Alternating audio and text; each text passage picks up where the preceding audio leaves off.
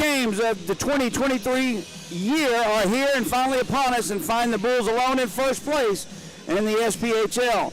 The Bulls haven't lost a regulation game since November 9th to the Pensacola Ice Flyers, the opponent tonight.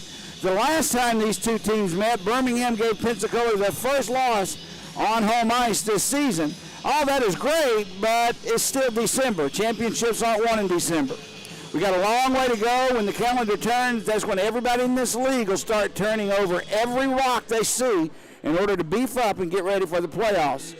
Far too often I've seen teams dominate during the regular season, fall flat on their face in the postseason, because it's just a totally different type of hockey than is being played right now. I know I sound like someone that's pessimistic or from a struggling team, but in reality, I'm thrilled to be in the position we are. But I also know that a win right now is worth 2 points. It's not worth a cup. So you got to keep your head down and plow forward. Jody Trineski here along with Greg Dreveny, and welcome to another night of Birmingham Bulls hockey. Greg, I don't know what the temperature of the locker room is like right now. I know it's been a long time since we've lost a regulation game. Do you think sometimes when this happened, you start relaxing a little bit, thinking you got this, or do you remember this is the team that beat you 3 of those 4 times that you've lost this season? Well, I think when you're coming into it, Jody, looking at the situation, I think as you get on a roll, it just becomes a habit. You know what I mean? You come out, I'm not going to say you get used to winning, but you expect to win. And there's a big difference every night when you come out, and you've kind of gone through the teams now. You've seen everybody almost, and you're beating everyone, and that is a good feeling to have when you come out, as opposed to coming out, oh, you're playing this team or that team, and you're like, okay, if we can do X, Y, and Z, we've got a chance to win. For me this year watching the Bulls, it's not about that. It's about, are the Bulls going to come out and play their style of hockey, and then it's other teams that are figuring out how to beat them. The Bulls signed a player that was here in training camp. His name is Tucker Firth. He's a 22-year-old native of Cobourg, Ontario. He played his junior hockey, or at least in the Ontario Junior Hockey League there for Cobourg. 6'1", 180, spent all of last year and the first 3 months of this year in the Federal Hockey League playing in Carolina.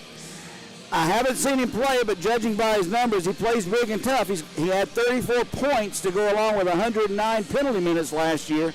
And this year, so far in 19 games, 9 points, 31 penalty minutes, but more impressively, a +9, and a +9 in the Federal Hockey League, you have to at least take notice of that. Well, and I tell you what, there's a couple different aspects where you're grabbing guys from. And you can look at, a 27, 28-year-old coming down from the coast, and the question's always going to be, are they going to come here and play Birmingham Bulls style of hockey? And that's a tough nose, win those one-on-one battles, but you got to have that certain degree of intensity to play here, and that's the style, that's how we win. And looking at that aspect of it, I don't mind a young guy coming up from the Fed who's 22, because he's using the Fed as a stepping stone, as opposed to pulling a guy who's 27, 28 from the Fed. Then that's a guy who's kind of been around the block, he's down in the Fed to make his money and just kind of settle down. Big difference there. So I'm all about bringing in a 22-year-old from the Fed in an upstep where he came out, aged out in junior, went to the Fed, served his time, and now see how high this kid can climb. Well, the reason we had to sign Tucker Firth is a reason I really don't like talking about, but nonetheless we have to. Taylor Briley, the best defenseman we've had all year long, deservedly got a call up to the East Coast Hockey League. Let's be honest about this, Greg. Unless you're in the National Hockey League, your goal is to move up. No matter what level you're at, we're in a developmental league. And if we're sending players to the coast and they're staying, something is going on that's right here. I don't expect to see Taylor Briley back the rest of this year. I watched him in his game. He played with Fort Wayne, and he assisted on the second goal. He played a very solid defensive game, as he always does. Second star of the game, but more importantly, the players in Fort Wayne have given up on the stars of the game fiascos around the buildings. They give their own star of the game in the locker room, from within the locker room. And they gave it to Taylor Briley after that win. Unanimously gave it to Taylor Briley. And that's so huge for a young guy coming up. spent his time in Birmingham, getting the call up. He goes up there, and it's all about confidence. And how many times do you see it, especially being a young defenseman, coming in from this league, moving up to the coast, you never know. We had a guy, 2-3 years ago, Johnson, came up, played for us, was here for about 3 months, went up to Newfoundland. Next thing you know, he's in Toronto for the Marlies, and he signed an AHL contract 2 years out after being with us. So the opportunity's always there, and yes, you're right. Everybody always has that goal, and there's multiple different paths of how you get to the higher leagues, especially when you're trying to get to the NHL. Another addition tonight for Birmingham is a welcome one. We'll welcome back Dylan Johnson to the lineup. He was activated from the injured reserve and will be back in the lineup tonight. Johnson, before he was injured in 12 games, had 4 goals and 4 assists. He's not really big, Greg, 5'8", 180, but he plays the game as if he were a 6'1", 200-pound forward. He's not afraid to go where some hockey players fear to tread. Well, that's to get the case for Johnson. He's one of those guys that, looking at last year and the run that we made, he got put on the IR at the end of the year. Yeah. He stayed on the, he's still on the roster but couldn't play. And I tell you, we got down to Roanoke and we were there for those last 2 games. That's a guy that you're like, what can we do? And there was nothing the Bulls could do, unfortunately. But that's a guy you want to have in the roster, and especially in the long haul, because one thing that Roanoke had last year is across the board, they didn't have any real superstars. Like, we've got some guys that could score goals this year, and that's what they're there for. But outside of that, Roanoke, they had a whole bunch of even-keeled guys who were just hard-working hockey players, and that fits the bill for Johnson, and that's why you want to keep him in that lineup as much as you can.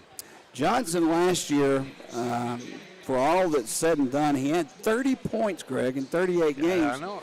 I mean, and those weren't just gimme points. That wasn't breakaway points. That was hard working, get into the corner, come out with the puck, center it, and we score type of points. I'm thrilled to have him back in the lineup. I do want to talk about one other player that we haven't really spoke about a lot this year. We briefly mentioned him, but now that we're turning the calendar to 2024, Zach Masson. I talked to Craig Simchuk, Coach Simchuk, today about the progression of his rehab. I mean, it says a lot about a player when this guy tore his ACL and his MCL, yet still finished the season and the playoffs on that type of injury. During the offseason, he had his surgery, and it's taken this long to actually get back into it. I was told that he's still rehabbing, possibly back on his skates in February. And if that's the case, I'd love to see him playing little by little in March. And then when April gets here, that second season, you got something right then. That's like a huge, huge addition right there at the playoffs. That's it. And that, in my opinion, that'd be perfect timing for Masson to come back, because you go through that stint where it's a long season, and you go through the February blues, we'll call it, that everybody kind of gets in a rut and the season kind of seems to be dragging on, and then once you hit March, then you can kind of see the light at the end of the tunnel, and you see playoffs and everybody really making that push to find their final rosters and get everything solidified to move in. But from the Bulls standpoint, there's a guy in February. He's going to come in. He's going to bring some jam to your lineup. He's going to bring intensity. He was a big part of what we called the buzz line last year. And, there's going to be that shot of adrenaline that the Bulls will need to get through the February blues, so to speak, and push them on into March and April. Well, those are the players, the type players you need when April rolls around. Like you said, it's great to have goal scoring, and I'll preface great goal scorers on this team with this, though, Greg. We haven't been able, in the last 9 games, only twice have we been able to score more than 3 goals. And now, we can try and figure out why. I don't know if it's more consideration to defensive hockey in your own zone. Conservative, yeah. If that's the case, you sooner or later, don't you have to open up and play your hockey? Well, I think so, but, I also think a big piece of that puzzle, Jody, is also goaltending and who's in net for you in Birmingham. And, when you've got Hayden Stewart in that #1 goalie in the league, that just makes such a difference. It brings your team so much more confidence, and they're kind of willing to step out there and make that extra offensive play, and they're not really afraid to give up so many shots. But Atherton comes in for Austin Lotz, who you talk about rehab, there's another guy, right? But Masson and Lotz, they both have that same kind of mentality where these are long injuries they're talking about, major injuries, and both of them are going to do whatever it takes to get back as quick as they can and get back to contributing to the Bulls. So I think part of that is that to Atherton, he had a few starts there kind of back-to-back, and the Bulls are not going to stop doing what's working. And if you got Atherton in net, you can be a little more conservative and just play good defensive hockey.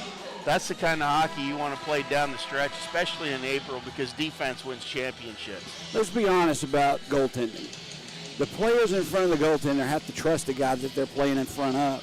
How long does it take to develop that trust when you're a brand new goalie come in? You gotta make your mark. You gotta prove your worth. I mean, at what point do they take the wheels off and say, okay, let's go? I think that the first couple of games any goalie's in net in any league for any team, they're trying to bang the rust off themselves, and they're trying to get their confidence up. And once you have a goalie that can make a couple of game saves, and Atherton had one in last week, kept coming across wide open net and just absolutely robbed them. Those are the kind of saves that get the guys behind you. And the other biggest thing outside of getting the confidence that, hey, this kid can not only just stop the pucks he should, but make 1 or 2 saves a game that maybe nobody else can, is on the dump-ins, getting accustomed to where they're going with the puck, where the D goes. That was one thing about Lotzie and Stewart. They both play the puck really well, and the D know they go to the corners, the goalie shoots it over to them, and bam, they break it out and away they go. And that's one thing Atherton is still working on that, building his chemistry, but he's been here, he's doing well in practice, and I think that's the biggest point. He's got some wins under his belt now, and now you just go forward and you just keep riding it. Well, every day that goes by, you earn your trust a little bit more. The save he made down here last week, you talked about stretching across the goal, has been the best save I've seen in this league, at least in the short time I've been here, a year and a half. No doubt about it. That's just one save, though. So with that said, you see the ability is there. Now let's see what happens in front of him, and if we can go back to the way we play. We just need to score more goals, Greg. I mean, the bottom line is, if you're just scoring 1, 2, and 3 goals on a nightly basis, you better have outstanding goaltending, not just stellar goaltending. Well, and that's the key. It's all about consistency, right? Nothing worse than the Hardy Astrum, and that was one of my nicknames back in junior, because I could stop anything from in close, but then as soon as you started getting out around the blue line or coming in across center, I'd let in 1 or 2 bleeders that had no business going in the net. And those are the types of things that, as Atherton, he just wants to keep being solid, And I'm not just talking about making the saves and having good goals against. I'm talking about the scrambles and gobbling up the rebounds and not kicking out pucks and just different kind of things. But all those things pile on top of each other. That's what ultimately builds the confidence and helps you move forward with your team. Okay, Jody Trudisky along with Greg Gervany. We're going to take a 30-second break. Stay with us. You're listening to Birmingham Bulls Hockey.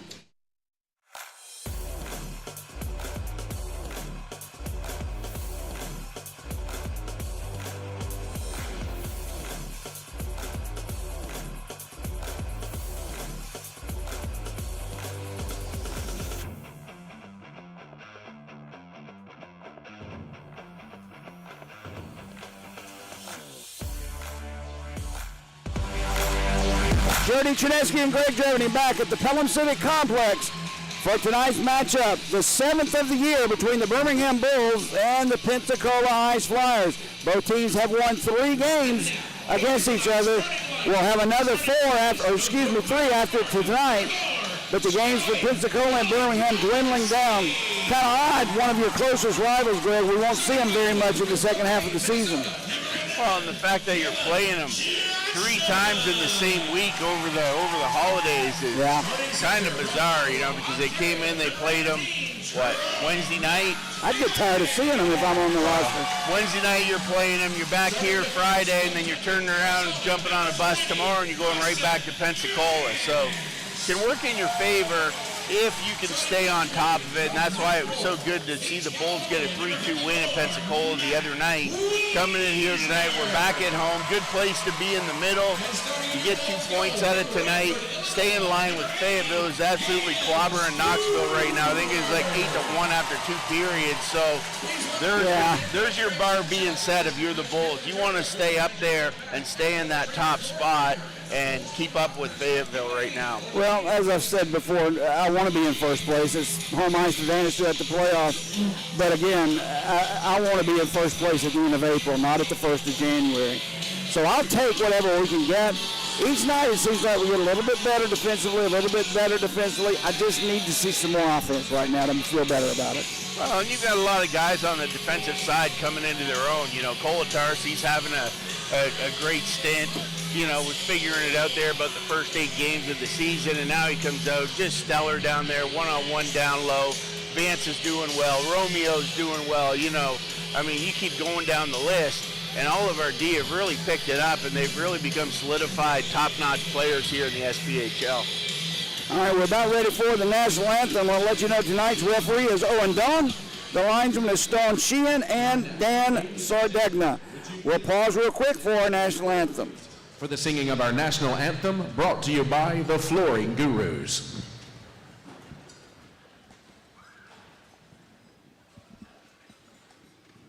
Ooh, say, can you see by the dawn's early light what so proudly wailed at the twilight's last gleaming, whose broad stripes and bright stars through the perilous fight o'er the ramparts we was were so gallantly streaming in the rocket's red glare, the bombs bang stinging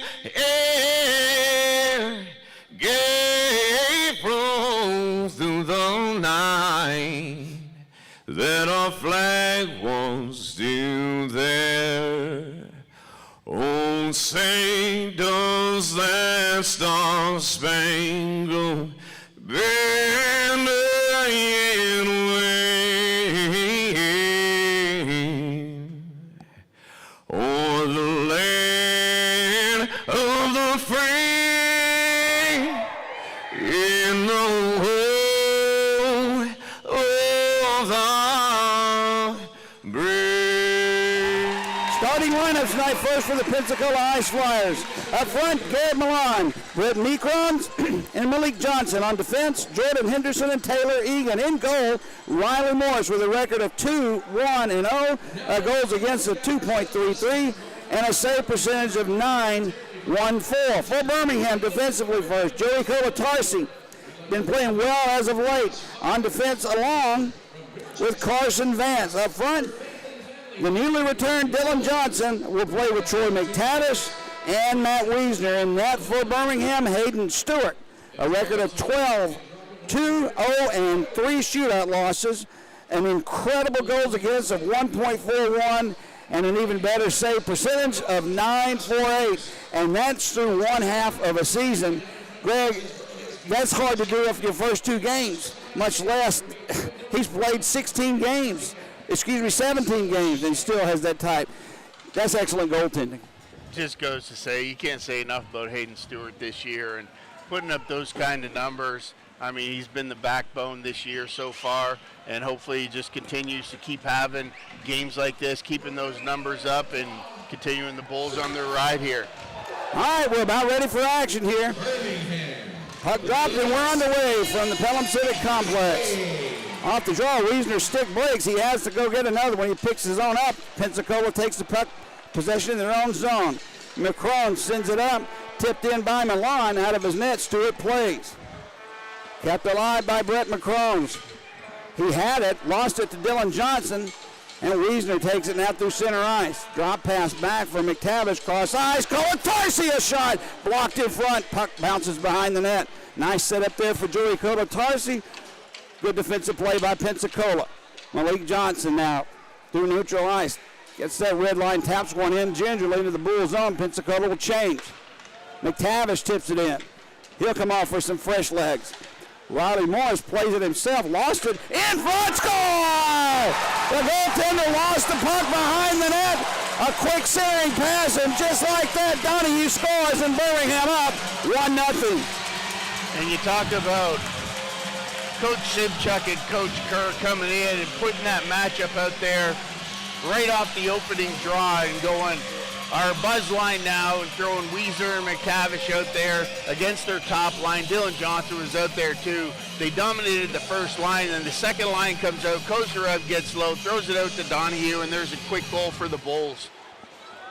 50 seconds into the period, Donahue scores. Here's the call. Number 8, Scott Donahue, his 8th goal of the season. The assist, number 7, Nikita Kozarev, and number 4, Joey Kolotarski. And first Bulls. Kozarev and Kolotarski on Donahue's 8th of the year, and back to action. Birmingham leading 1-0, 50 seconds into the first period. Pensacola with the puck in their own zone. Atkins now through center ice, wraps one off the boards in deep. Played back behind the net by Firth, the new addition to the Birmingham Bulls. Around near side, taken away. Bondarenko a shot, sticked aside by Stewart. Behind the net, Pensacola picks the puck up. Romeo takes his man out. Mitch Atkins takes the puck away. Now it's loose along the near boards. Bondarenko had it, lost it, and Birmingham Rose skates away. Rose gains the blue line, tried to get it through the defenseman's skates, couldn't do it, and Pensacola clears. Back in their own zone. Tipped into the Bull zone. Chase Carter will pick it up for Birmingham. Gets away from one man, sends it for Carson Rose. He lost it. But right there was Jonathan Pace to tap it in. Just underway, 2 minutes gone. Birmingham up 1-0. Now that's a new addition to the Ice Flyers. Miguel Diaz tips one in deep. Now Jonathan Pace couldn't get it away. It's played behind the net. Pensacola has it.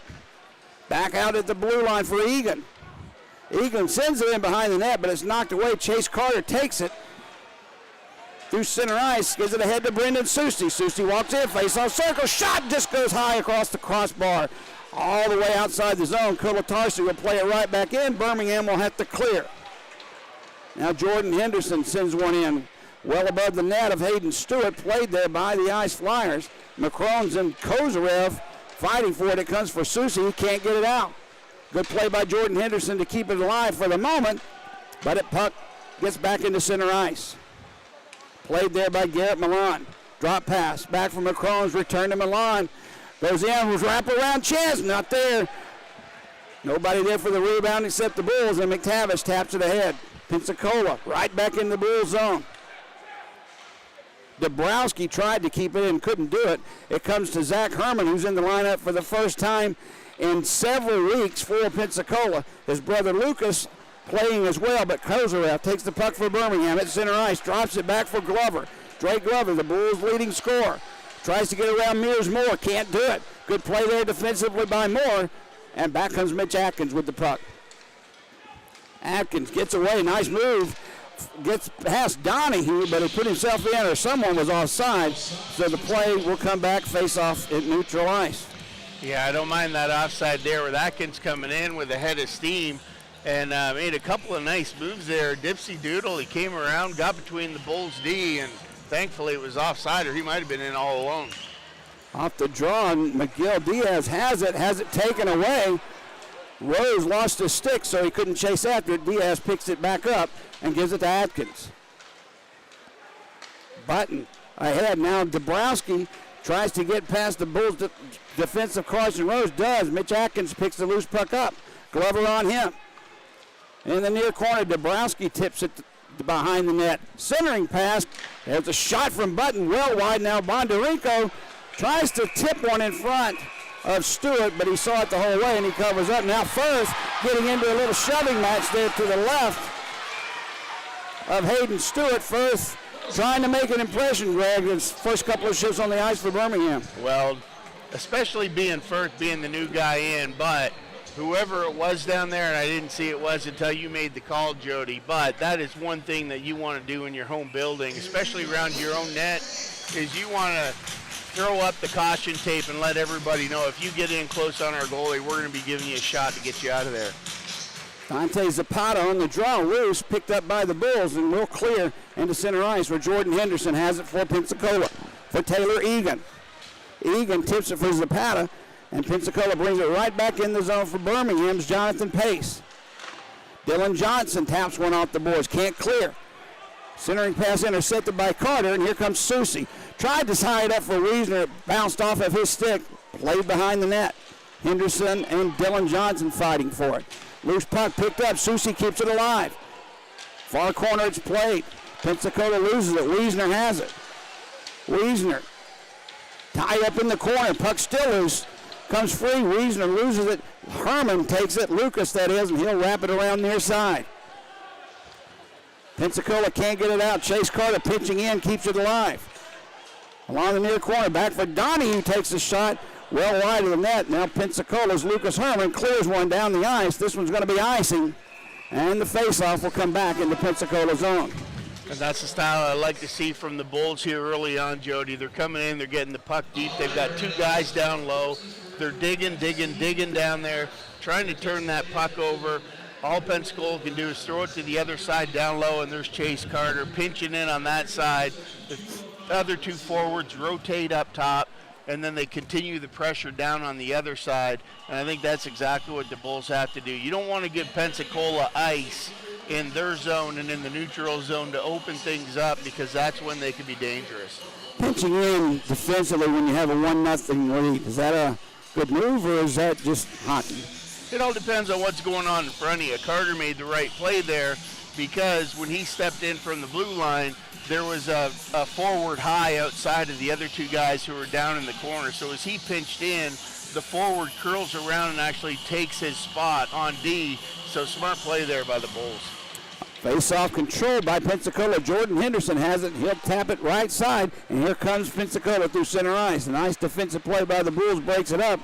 Kozarev ahead for Donahue. Kozarev going to the corner at the puck. Picked up there by Dante Zapata. He can't get it out, but it's picked up by the Ice Flyers, and here we come. Lucas Herman brings it in the Bull zone. Kolatarski ties him up. Vance will pick it up for the Bulls. 14 minutes to go, first period. Birmingham up 1-0. Donahue couldn't dance around the defense. Picked up by Dabrowski. Donahue intercepts behind the net. Played along the near side. Bowen is there, but it's tipped away from him. Now it's played for Moore. Here's Moore along the far side. Here comes Garrett Milan, very quick. He taps one in off the board, goes down first. Can't get it out. Look out. McCrones takes it away. Couldn't get the shot off. As Firth really gave one away there. Brown in the corner. McCrones has it. Up top now for Dabrowski. Or Herman, Zach Herman. 6 and 8 looking a little same to me. He takes a shot and holding on is Stewart. Now Malik Johnson getting into it with Firth again. I think cooler heads will prevail this time. I think so too. You know, not much going on there. The refs are in the middle, and like I said, if something's going to break out, it's going to be away from the play. But what we're seeing from Firth here in his first couple shifts, aside from the wrap around the net that got knocked down out of midair, I like his intensity. He's got a little edge to him, a little bit of toughness, and maybe we'll see him drop the gloves tonight. Mitch Atkins on the draw for Pensacola. McGregor Sinclair for Birmingham. Puck drop loose at their feet. Along the near side, played for it as Button. His shot goes wide, bounced off the back of the net, and Sinclair will pick it up for Birmingham. Sinclair for Bowen.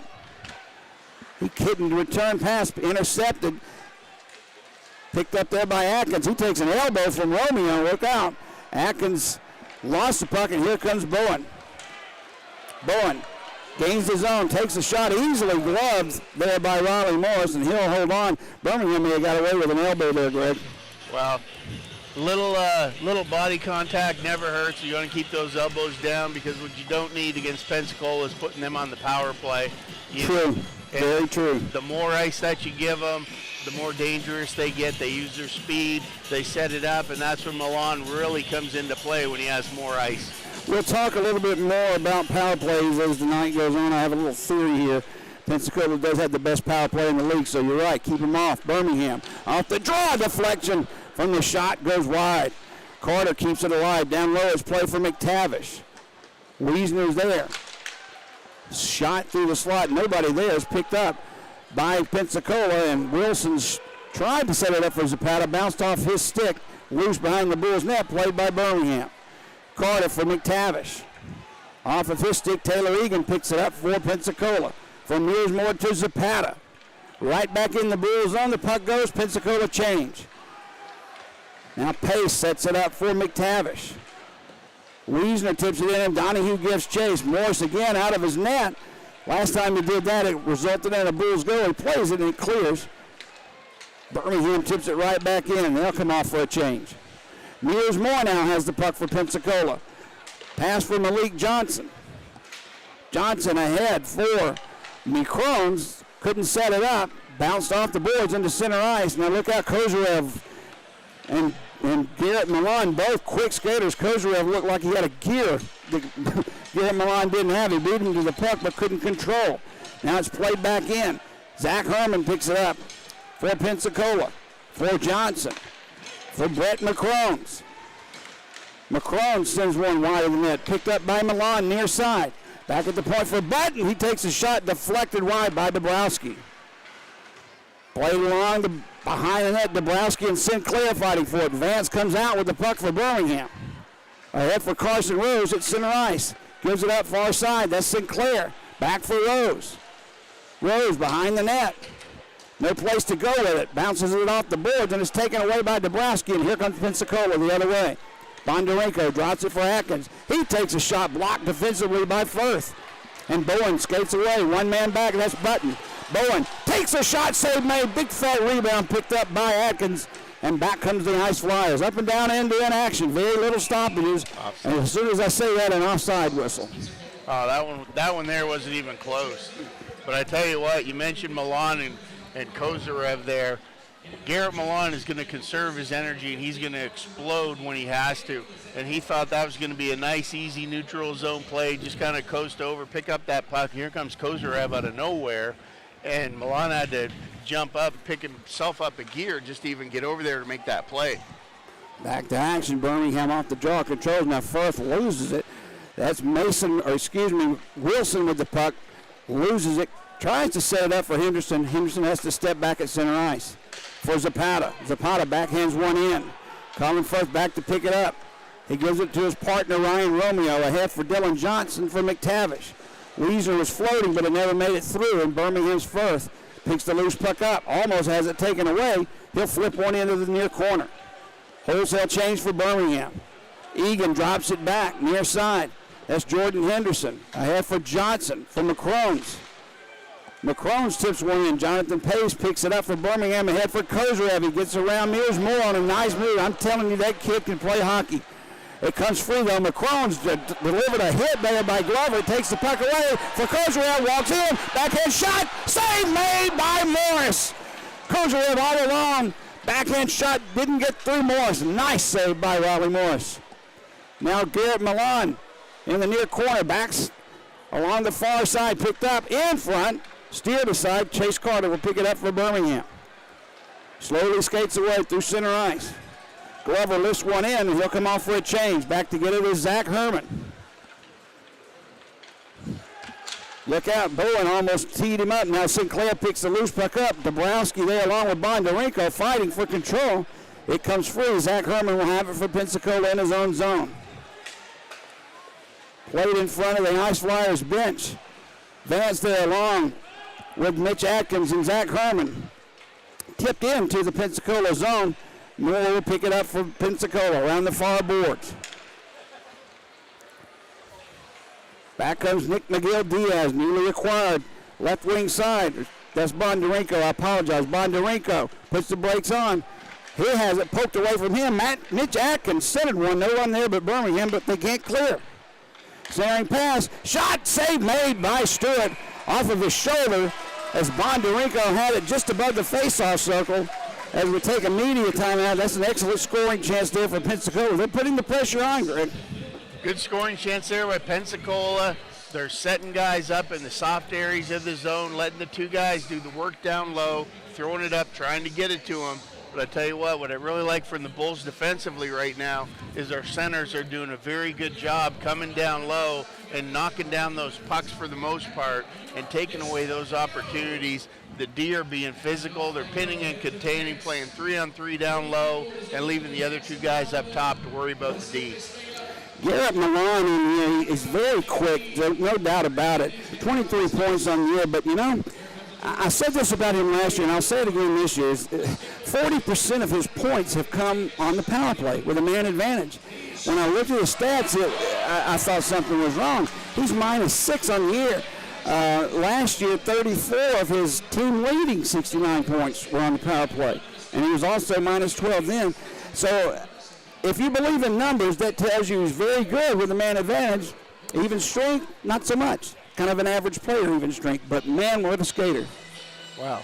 Open ice, and he's one of those cagey vets who seems like he's been in the league forever and a day, and you can see if he's there with open ice, and especially when you've got that man advantage, you've got the extra guy out there, and he's that extra guy, he's definitely one to put the puck in the net. Pensacola off the draw, shot taken, glove by Stewart. We'll do it again. The shot taken at the point from Nick McGill-Diaz. Nothing too crazy, though. I think the Bulls are doing a good job defensively, keeping those shots from the outside. Nothing really going east-west in front of Stewart. And he's a big guy. As long as he can see those pucks coming in, there's not going to be many rebounds. Birmingham changes positions first. We'll go in front of the goaltender, Hayden Stewart. Changes spots with Romeo, and he has the puck for Susie.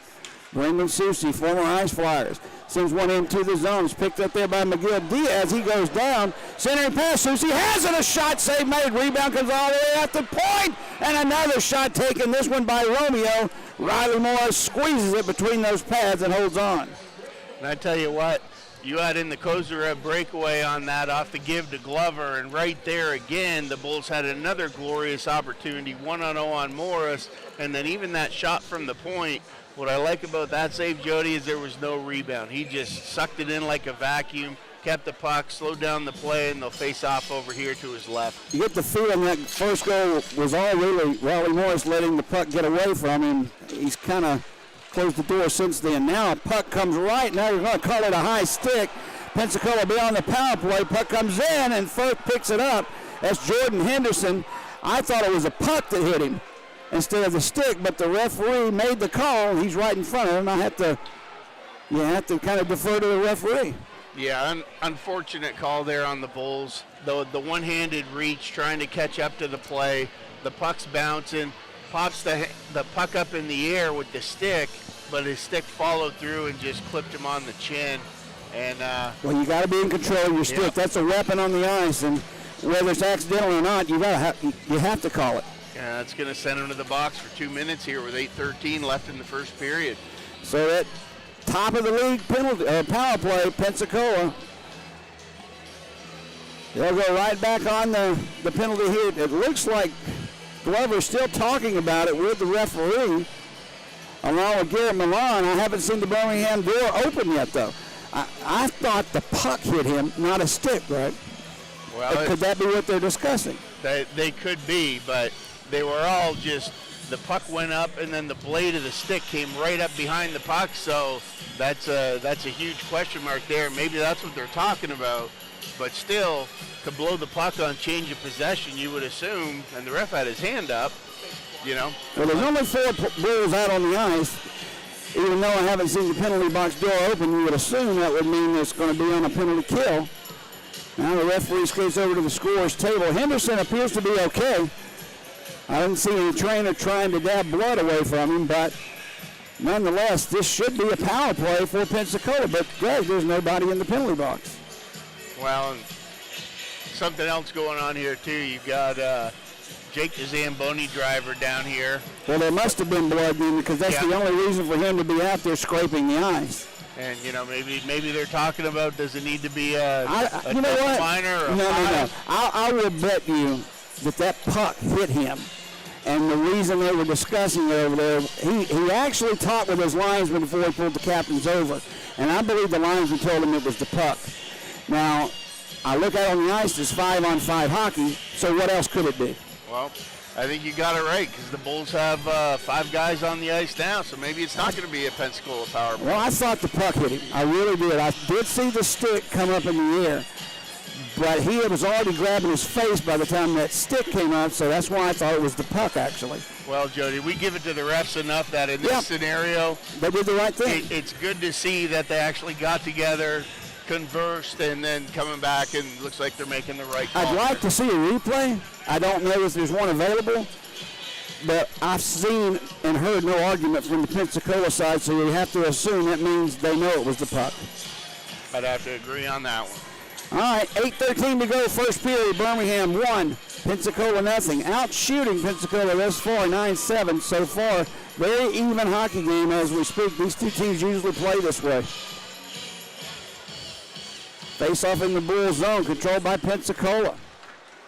Moore's had it, taken away from him by Kozarev, and Donahue will pick it up for the Bulls. Lifts one into center ice, gloved by Mikrones. He'll backhand one back toward the Bulls zone. Played back in the Pensacola zone, Morris has it.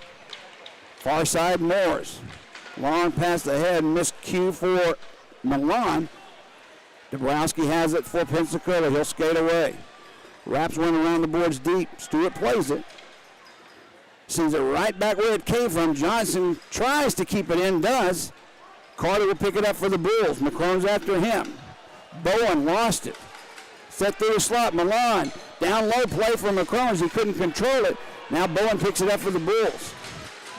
Pass ahead for Rose. Rose, if he can control it, had a chance, but he didn't. Now Rose puts the brakes on near corner. Backhands one for Sinclair off of his skates. Played behind the Ice Flyers net. McCrone takes it and lifts one to center ice. That was played with a high stick, so they'll have to drop it and play it down. Now comes Birmingham's Bowen. Nobody back to help. Played now through center ice, taken away by Zapata. He has Wilson with him. Zapata whistles one wide. All the way to center ice, that puck rebounds. Bowen has it. Tipped away from him by Button. Now it's loose along the near board. Susi fighting for it. Comes free for Zapata, and he'll skate through center ice.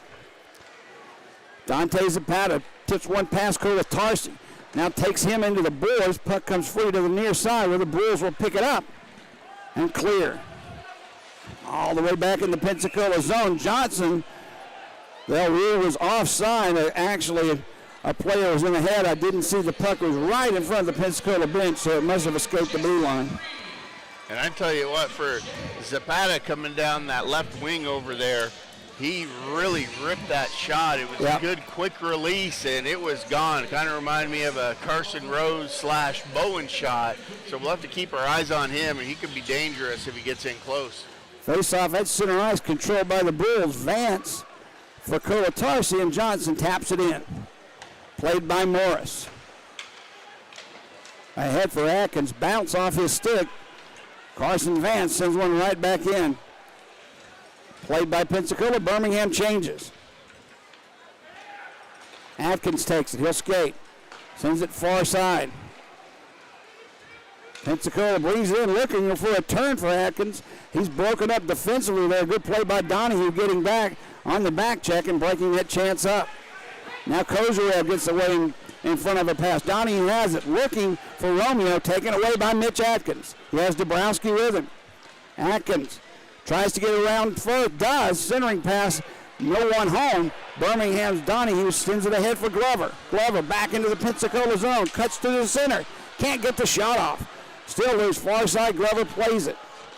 Birmingham has it, takes shot, Donahue. Save made by Morris, far side, in the corner, played by the Bulls. Taken away, here comes Pensacola through center ice. Look out, good move, that's Bondarenko. Takes a shot, a weak one, easily sticked aside by Stewart. And the puck comes all the way back to center ice for Sinclair. Sinclair thought Rose was going to come in. He didn't, and Pensacola easily intercepts that play. And Mears Moore has it far side, tied up by Rose and Sinclair. Now Bowen comes in, still tied up by Moores.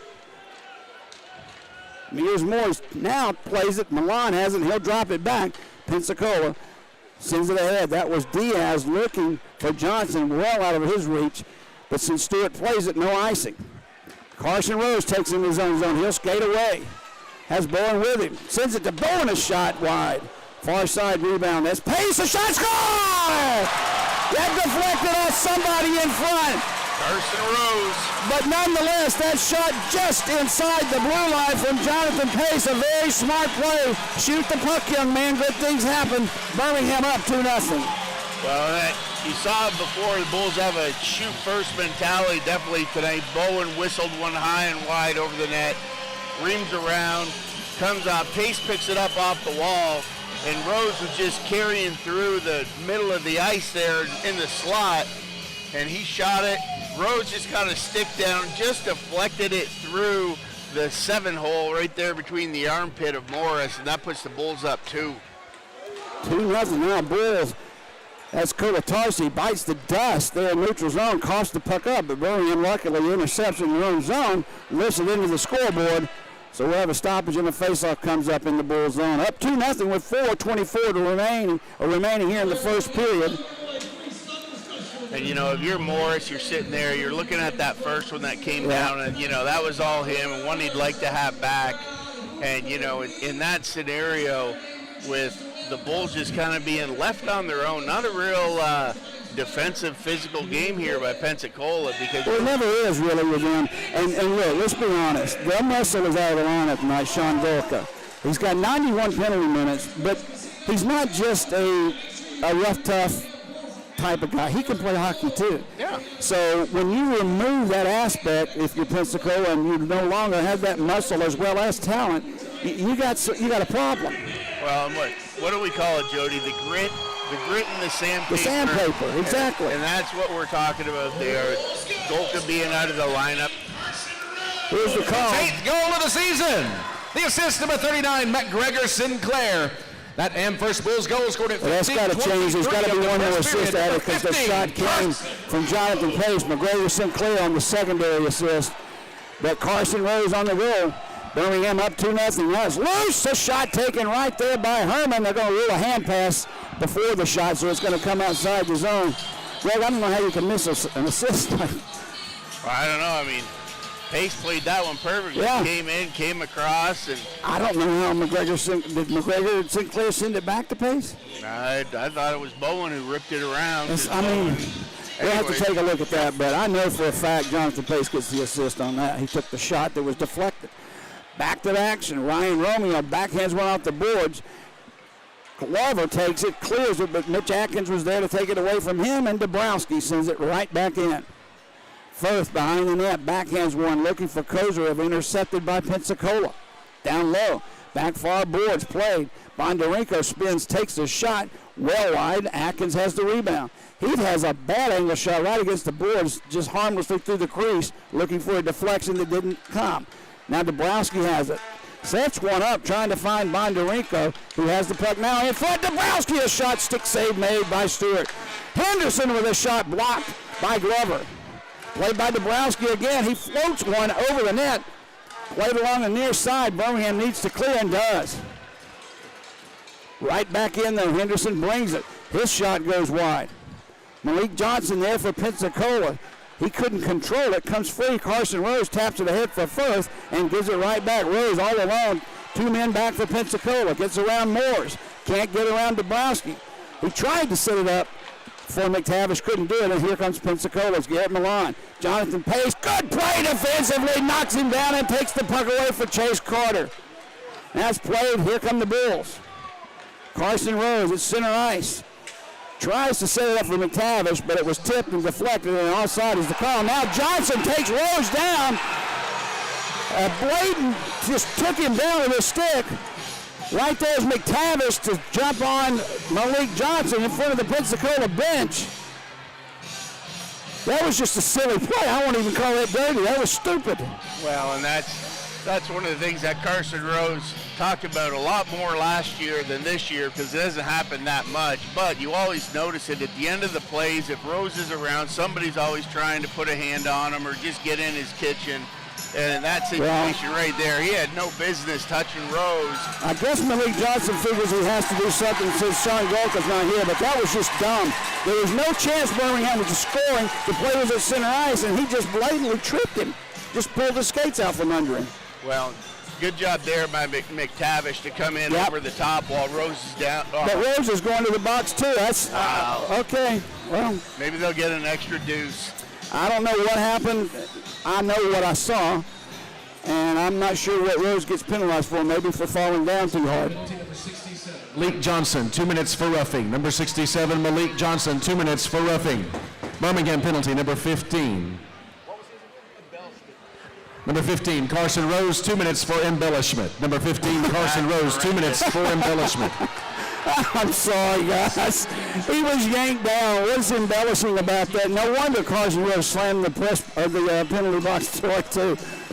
Carson Rose has never hit the ice in his life. He's probably one of the most solid guys on his skates, and that's not in his bag of tricks there. He is never going to go down, lay on the ice for anything. He was pulled down. Absolutely. Period. And if you're going to give roughing to Malik Johnson, don't you have to give one to McTavish? Well, I would think that. I mean, let's be honest about it. Rose shouldn't be in the box at all, and if you were going to even it up, then that's my point. You put McTavish in the box, go 2 each, and get on with the game. But anyways, they'll go. We're up here, not down there. And I get in trouble enough for talking about the referee, so I guess I should just be quiet. And here we go, 4-on-4 hockey. And Milan's out there again. The ice has opened up.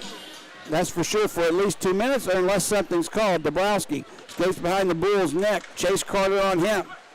Played now behind for McCrones. Out front, Milan. Look out. Milan fakes a slap shot. Save made. Rebound, McCrones. Save again. Loose puck controlled by Pensacola.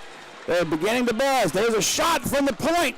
Save made by Stewart, and Glover takes the rebound, skates away. He has pace with him, and that's going to be offside. He hesitated just a bit on that pass, and Pace was running ahead of the play, so an offside, face-off back at neutral ice. And one thing you can pick up on right now with Pensacola, Jody, is they're changing up their shot selection. And you saw Milan there when he had the puck all alone, kind of in the high slot. He didn't come in and just take that, typical slap shot that we see, but kind of choked it in on net, and they're looking for the rebound. 2 big saves by Stewart. Pensacola has control of the puck. That's Mitch Atkins. 3 Bulls back defensively. Atkins tried to set it up for Bondarenko, tied up by the Bulls, and Kolatarsi picks it up for Bowen. Brian Bowen almost had another offside. He loses it, and back comes Bondarenko. Nice play by Bowen to poke check it away from him. Loose now picked up by Atkins. 1:50 to go, first period. Bulls up 2-0. Backhand pass over for Bondarenko. Vance on him defensively. Bondarenko nifty on his skates as well for Jordan Henderson. Sets it up for Atkins. Far side pass just inside the blue line. Played behind the net. Atkins and Kolatarsi going after it, and Vance will pick the loose puck up for the Bulls. Lots of open ice in front, so he skates away. Carson Vance gains control of the blue line. Sends a shot in, looking for a rebound. Donnie, who couldn't catch up with it. Puck played now. That's McTavish had it at his skates, but it's tipped away from him. And Zapata has it now for Pensacola. Here's Moore. Tries to get away from Dylan Johnson. He still has the puck, brings it in the Bull zone. Here's Moore with a shot, blocker save into the glove, and that net holds on to it for Hayden Stewart with 1:01 to go here in the first period. And those ones are tricky, Jody, where you get a left-hand shot coming down that right wing like that, and you saw that one took off, and that was up like a shot, like he hit it with a 9-iron. Came straight up into Hayden Stewart. Good job not getting handcuffed on that one.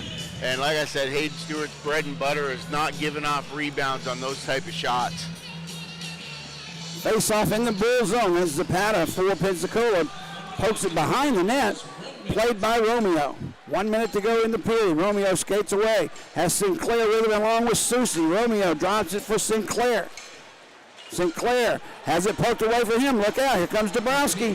Dabrowski, we're back at full strength. Dabrowski takes a shot. Good defensive play by Carter. Blocks the shot. And here comes Birmingham for a hurry 2-on-1.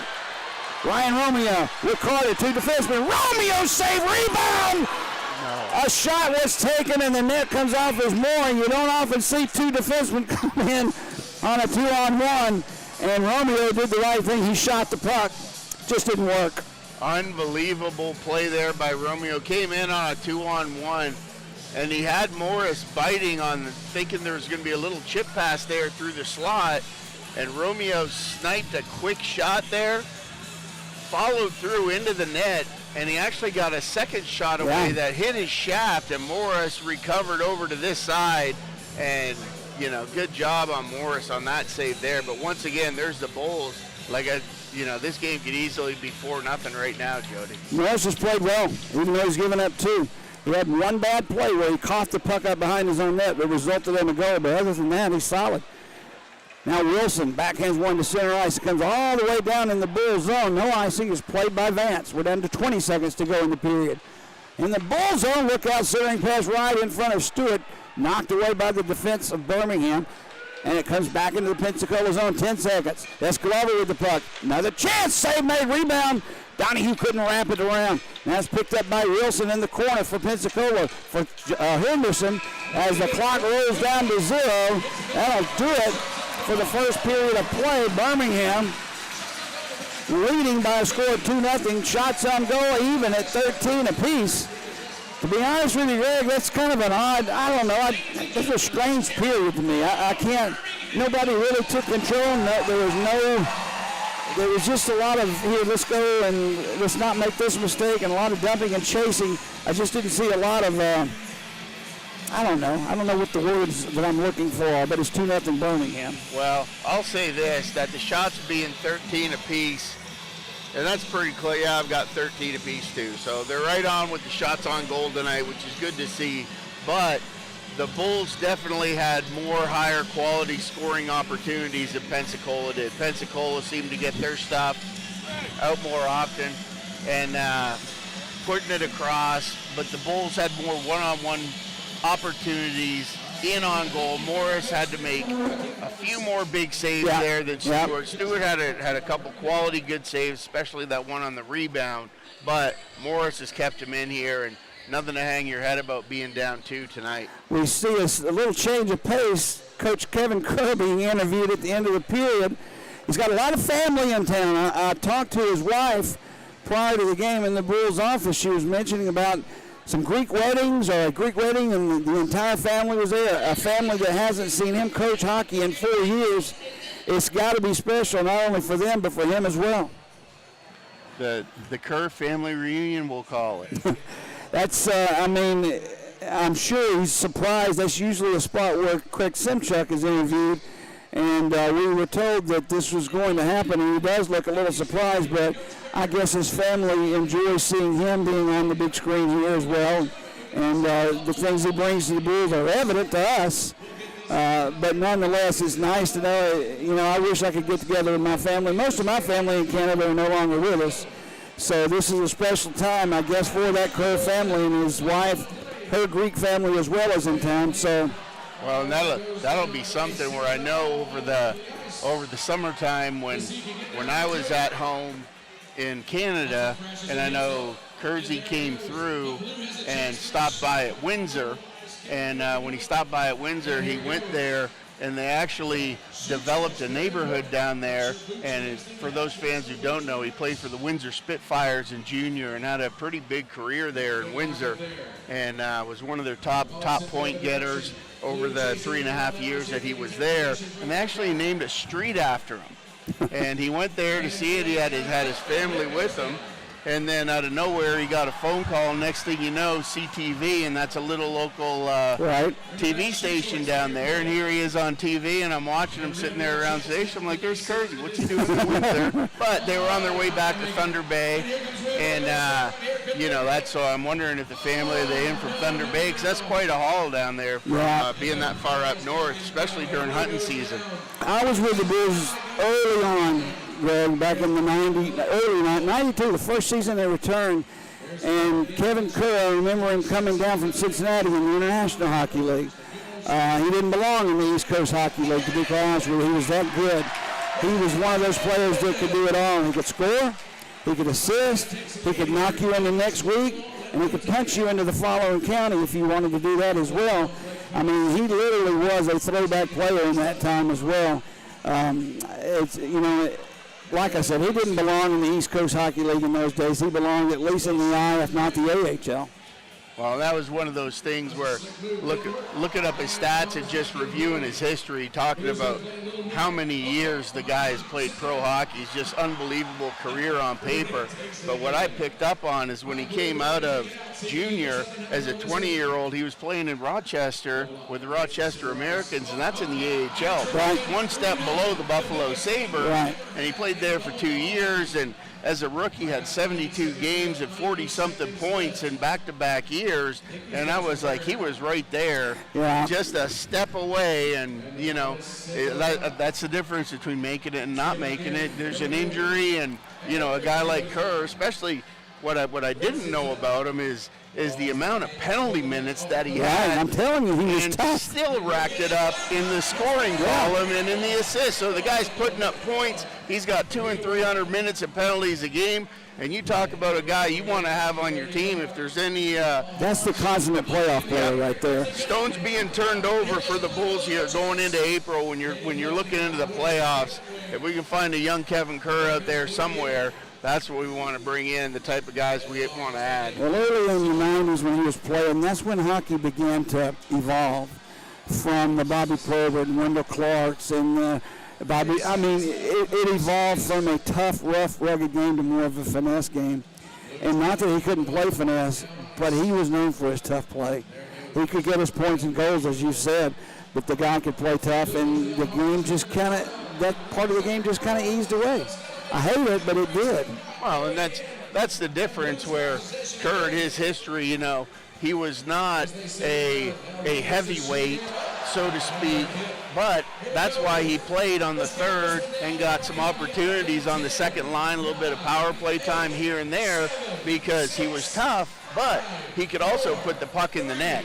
And that's where those guys you talked about, like Semenko and DeBrusk, and I mean, you go down the list of those guys, and I miss those days, Greg. Yep, those were your fourth liners. So the Bob Probert, Wendell Clark fights. Oh my gosh, I miss them so bad, so bad. Darren McCarty and Lemieux, the Battle of Detroit and Colorado back there in those days. I mean, even Chris Neal, Darcy Tucker. Yep. Oh, hockey has changed. Either way, I'm glad to be here. Jody Chernesky along with Greg Drevany. We'll take a break. Stay with us. In about 12 minutes, we'll have second period action.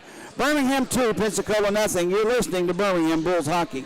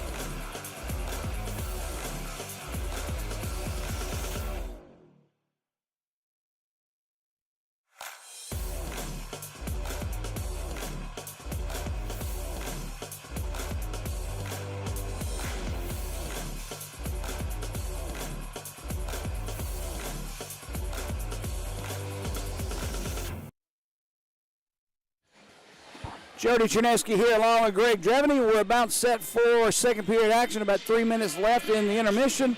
A little scoring update change. We knew it would happen on the second Birmingham goal, 15:23 of the first period. Carson Rose with the goal. The assist, as we said all along, should have gone to Jonathan Pace. It does. Secondary assist to Brian Bowen. So Bowen once again figuring in on the scoring, Greg. He's been a heck of an addition to this lineup for Birmingham. Well, and you can just see it every time he gets the puck, Jody. He's looking to shoot. He's throwing peas at the net. And anytime he gets the puck across the blue line, you got to be looking for him to be shooting and scoring. And Carson Rose is another one that you talk about right behind Bowen. Just that explosive speed and almost elusive, because he'll come in 1-on-2 on D and he'll fake to the inside, then go to the outside. But what I like about those guys is they're smart enough to slow it up and delay in the offensive zone, wait for the support, and give the puck to somebody else. 6 goals and 11 assists now in the year for Brian Bowen. And another player, we talked about him during the game, but we also in the pregame talked about what happens now that Taylor Briley is missing. And we may have found the answer, because I don't think I've seen a better defensive period so far this year than what Jonathan Pace threw at us in that first. Well, and Pace, he had his first shift coming down. He seems to be paired up against Milan's line coming down, and he had 2 or 3. And as a defenseman, you don't have to go for those big bone-crushing hits all the time, but he did a really good job of just getting in the way and obstructing and slowing up the Pensacola forwards as they're coming across our blue line. And then you saw later on in the first period where actually did step up, and he actually laid him out, and that was a huge hit, especially on a guy like Milan. And Pace coming in, he's not a big, hulking, Larry Robinson type defenseman. He's kind of mid-size in stature, so he can get away with those hits on those skill guys and not really draw attention to himself. But he's having a great game tonight, and hopefully we see more of that in the second and third. It's hard to believe, too. If you can remember at the start of this season, he was a healthy scratch a lot of nights. He took control of his chance, and he's made the absolute most of it. Right now, best defenseman on this team, at least from what we've seen. Well, and that's where you talk about those guys that are coming in. They just have to get their stride, and being such a young player coming into the pro leagues and stuff. Last year kind of in and out, this year coming back, same thing, kind of a slow start in and out of the lineup. But that's those guys that you bring along, and you can see it. He works hard in practice every day, coming in, getting his stuff done.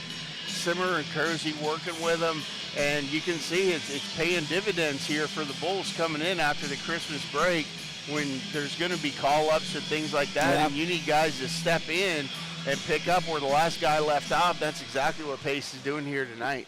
A very late arriving crowd tonight. It's church night here at Birmingham, and it's turned into an excellent crowd. I will say this, it's not as lively as the crowd as I'm used to seeing here. There's a lot of people, but not as noisy.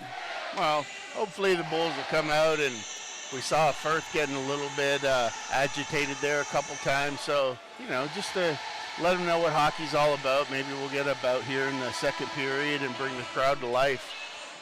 All right, we're about set to go to action here. We're waiting on the clock to reset. It does.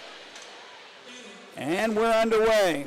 Pensacola's Henderson takes it, sends it in, bounces in on Stewart. He sticked it aside.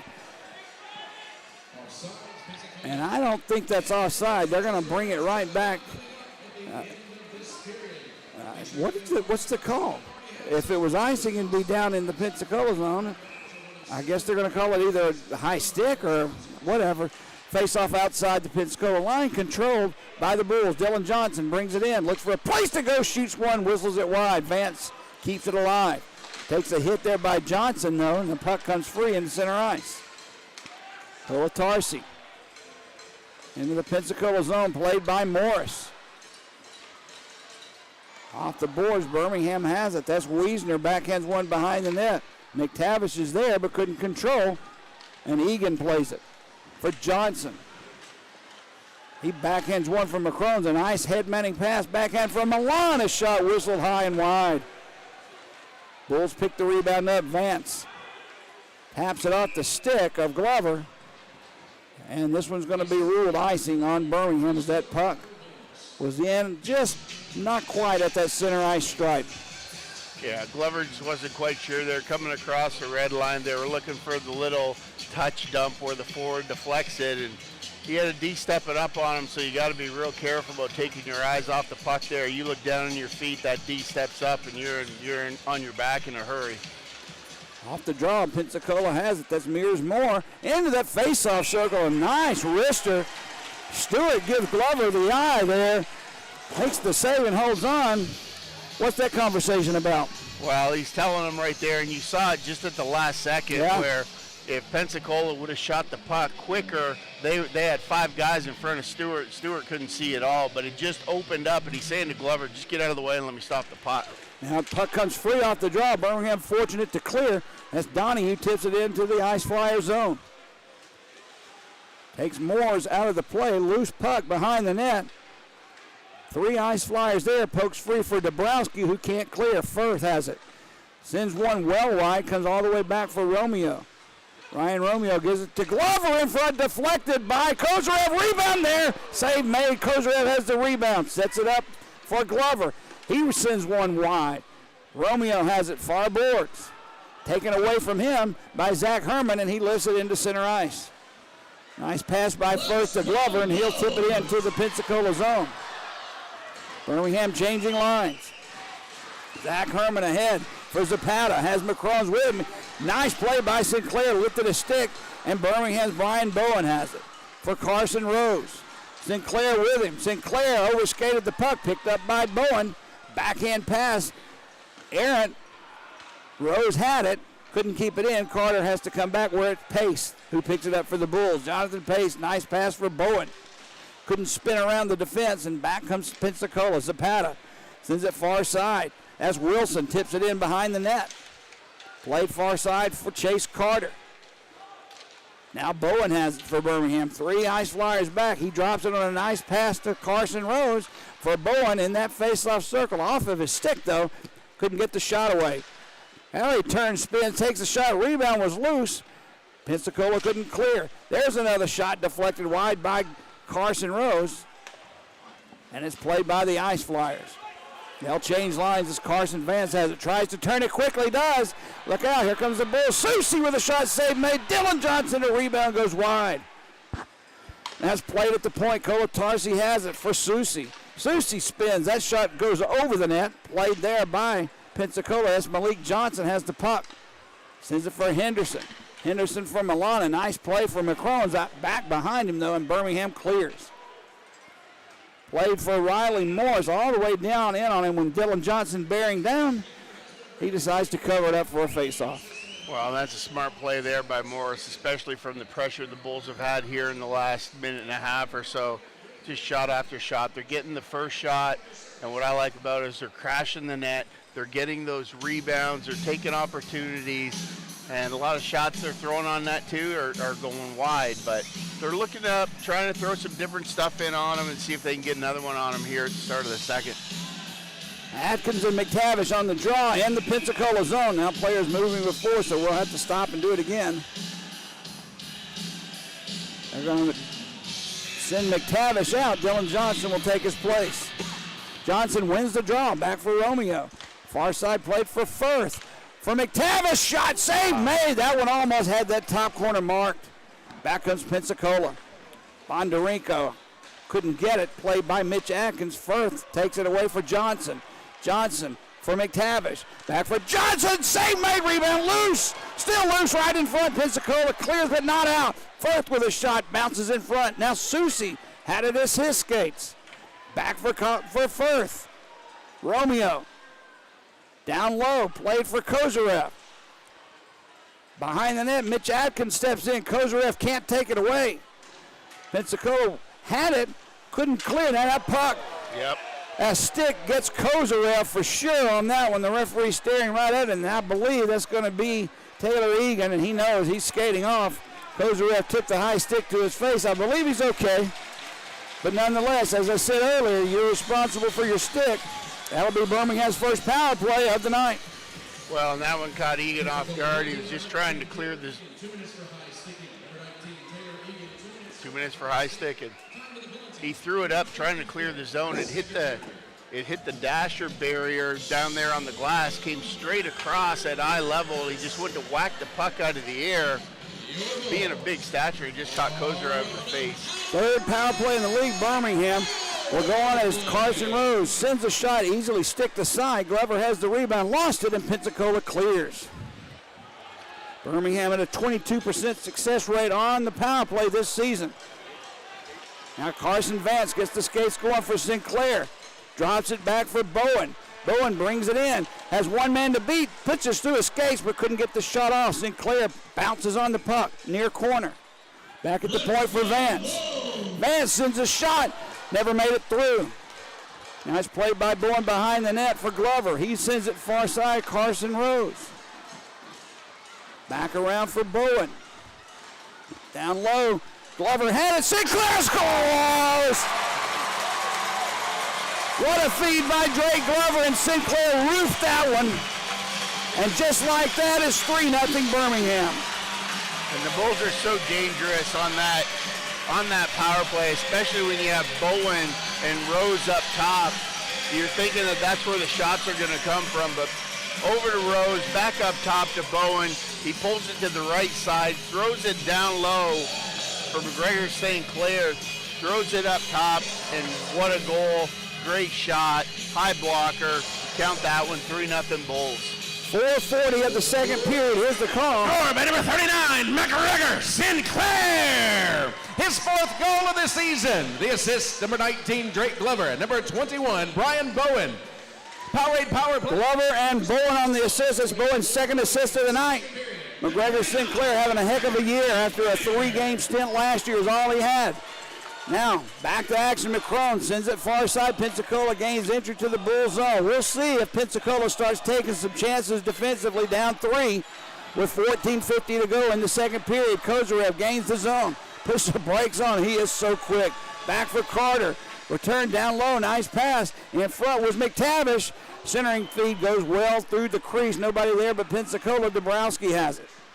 He gives it for McCrone. McCrone's a shot easily stopped by Stewart right into his midsection, and instead of playing it, he holds on smartly. Face off in the Bull zone.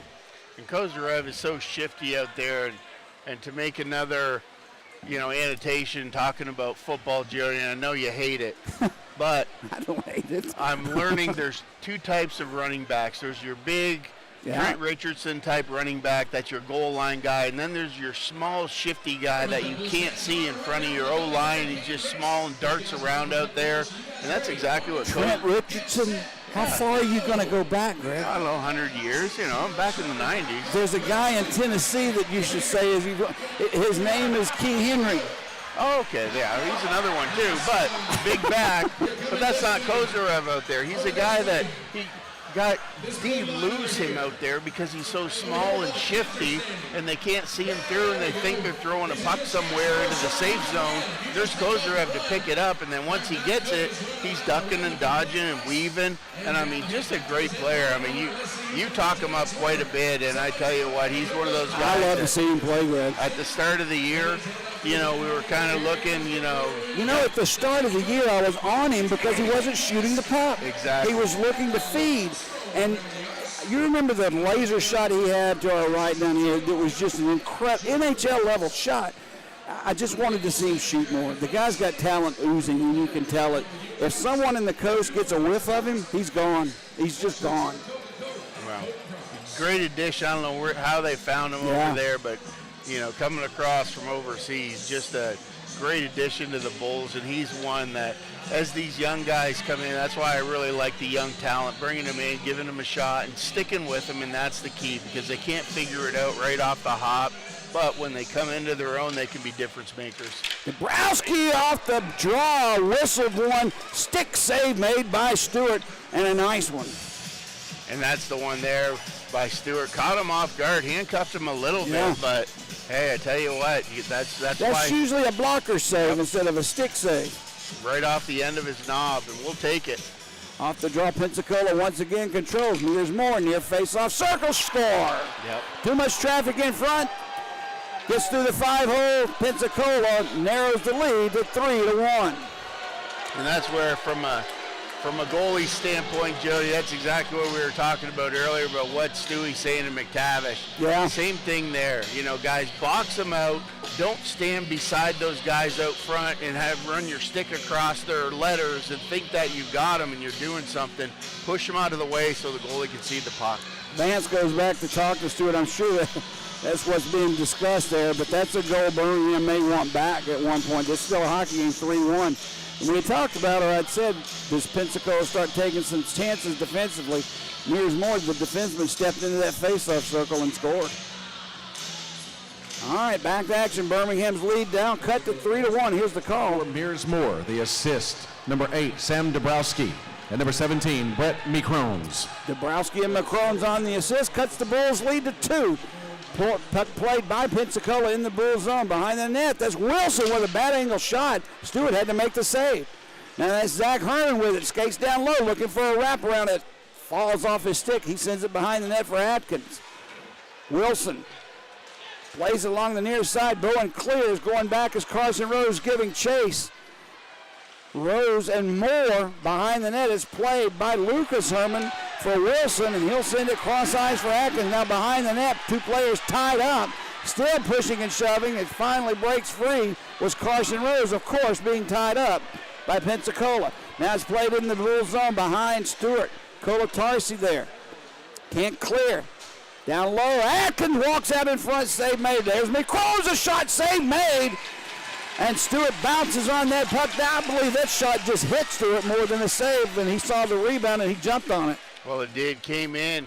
You saw McCrombs coming in with so much speed through the slot there, and it just walked right into that puck. He just took a whack at it and came up, deflected off the Birmingham defender's stick, took a funny bounce, and just kind of plopped right into Stewart. But those are dangerous, and Stewart gobbled it up. This is a very talented, fast, quick, hard-shooting Pensacola team. It's nothing for them to score a couple of goals quickly. Birmingham gains control at the faceoff. That's Donnie who has Kozarev with him. Button back defensively. Donahue couldn't cut out in front. Now it's played behind the net. Back check there and a good one. Back for Pace. His shot goes wide. Chase Carter pinches in. He loses his footing. Loose puck now. Kozarev tries to play it. Donahue there as well. Comes free for Birmingham. That's Drake Glover. He plays it in front. Nobody there. Donahue has the loose puck for Birmingham. For Glover, a shot right into the midsection of Riley Morrison. An easy save. Face off in the Pensacola zone. Nice little give it go there from the Bulls, down low into the corner, back up top into the high slot. And Morris does a really good job, even though he's a smaller stature goalie.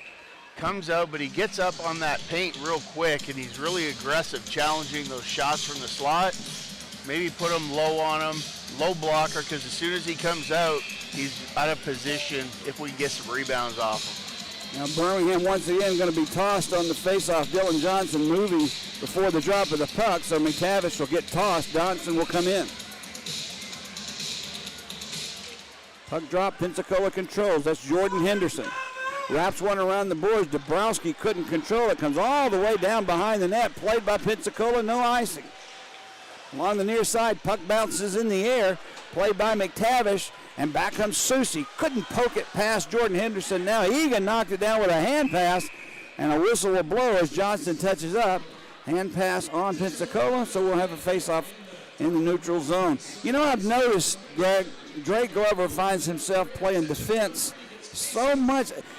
I've seen him at the blue line so many times. Is that because the defensemen are moving down the boards, or is it because they were actually playing him so on defense? Well, it's a style of play, Jody, where that puck comes across what's called the weak side, or the side that it didn't come in on. The DR are automatically going down. That's why you got to have smart forwards like Glover to pop back and cover up for him. There's Sinclair. Had a whack at it, but it never made it through. And back comes Wilson. Houston Wilson gets around first. Wilson with a shot. Save made. Rebound behind the net. Wilson had a nice chance there. Now Bowen has it for Birmingham. For Sinclair, has Bowen with him. Bowen has it. Over for Sinclair. He should have shot that one. And Pensacola will clear. One too many passes on that for Birmingham. Now Romeo ahead. Bowen will give chase. Taylor Egan catches up with it first, though, and Wilson will take it for Pensacola. He tried to set it up for Lucas Herman. It goes past him. Romeo will start the play for Birmingham. Ryan Romeo skating through center ice. Drops it for Bowen. Romeo was in ahead of the play, and offside is called on the Bulls. And you talk about the Bulls defense and Romeo there especially getting that puck behind the net, but see how quick they are to jump up into the play and start that rush, and they will catch so many teams going on those slow line changes. And that was even in the opportunity before that coming down, they almost had a 2-on-0 breakaway, and McTavish did a good job, come over, play the one-on-one. Bowen just missed. Moores has it. He'll set it up in his own zone. Pensacola now through center ice. Loses it off the stick of Milan. Now penalty coming up. This one's going to be on Pensacola. Going to be a cross check is the call, and I believe it's going to be on Mears Moore. I think so. Him and, maybe it was Johnson. Got tied up over there on the wall, and they were kind of giving it to each other, and Johnson jumped across off it and said, okay, enough of that, let's get back to playing hockey. And Moores just went ahead and cross-checked him on his way out the door, so that'll get you two every time in that retaliation. That's not typical of Mears Moore. It's really not typical of Pensacola. Sean Golkus could do it, but nonetheless, second power play of the night for the Bulls, 1-for-1 thus far. Played behind the net by Drake Glover, far side. Carson Rose pinches in. He'll play it around the boards for Bowen. Bowen for Sinclair, a nice one-timer, but Riley Morris equal to the task they've made. I tell you what, checking out this power play on the Bulls tonight, they've added a whole lot more looks and different things, so you can tell they've been working on it in practice. Usually it's the Rose-Bowen show, top to top, looking for Bowen shots from the side. They're doing a good job moving it down low, getting it into that high slot area for some good shots. Now then, discussing who's going to be in on the draw. Atkins is tossed for Pensacola. Sinclair in for Birmingham. Bondarenko for Pensacola, and Vance couldn't keep it in. Look out as Mitch Atkins tips it away from him. Rose has to come back on defense and back check. Now Atkins has it, loses it. Vance will take it for Birmingham. Sinclair has it, drops it back on for Bowen. Ahead for Sinclair. Gains the zone, waits for some help, sends it deep around the boards. Bowen is there for Birmingham. Bowen tries to get away from the defense, comes through the slot. There's a feed shot, goes into the netting, out of play. Nice idea, but it just didn't work. Well, you can see you got to be careful there, Jody, especially when you're running 4 forwards and 1 defenseman on your power play, and you got Rosa back on that other point, and Vance goes for the diving save. Rose isn't really, that's not his forte to be back there playing, one-on-ones, 2-on-1s on the defensive side of the puck. Off the draw, this Vance has it, gives it to Bowen. Return for Carson Vance. Shot glove. Well, a quick glove save there by Riley Morris off the shot from Jonathan Pace. Or Carson Rose, that is. So we'll have the face-off. 1:08 to go in the power play for Birmingham. 10:39 remaining in the period. Birmingham 3, Pensacola 1. Good job by Morris. Solid in net. Really good on those high shots. He's got a solid glove. Puck drop. Controlled by the Bulls. Carson Vance has it. Played down low for Sinclair. He's got 2 Pensacola Ice Flyers on him, so it costs the puck up. They'll be fought for in that corner, still loose. Garrett Malone has it, can't get it out. Vance keeps it alive. Deflected in front off the Vance shot, goes wide. Now it's played. Nice pickpocket there. Sinclair gives it to Vance for Bowen. Bowen in that face-off, circle a shot. Nice play by Button defensively, blocks the shot. Now Glover goes down awkwardly. Birmingham will keep the play alive, though. McTavish has it. McTavish has Glover down low. In front, looking for a tip for Glover. Didn't connect. Back at the point, Vance fakes the shot. Gives it to Bowen. Bowen down low. Glover behind the back end, between the legs. Pass. Never made it through. Now Bowen has it down low. Return for Bowen. This shot goes wide. We're down to 10 seconds remaining in this power play for Birmingham. Now Vance has it. Gives it to Glover. He thought he was going off the ice. We're down to 5 seconds. Glover drops it back for McTavish to Vance. Takes the shot. Save made Morris with traffic in front. And as the penalty expires, an immediate timeout coming. Pensacola happy to have that one over with. They'll kill that penalty. Well, that one, perfect timing there. You know what? From the Bulls standpoint, I'll take that shot from the point there, especially when your power play is coming to an end. Morris makes the save and shuts it down, because that way there's no opportunity for something crazy to happen. The puck gets blocked, it misses the net, and they send it out, and you get a breakaway going. How many times do you see that the other way when a guy steps out of the box? All right, 2 players tonight in the lineup for the first time, one in first time in a long time, and that's Dylan Johnson and Tucker Firth. What's your impressions thus far?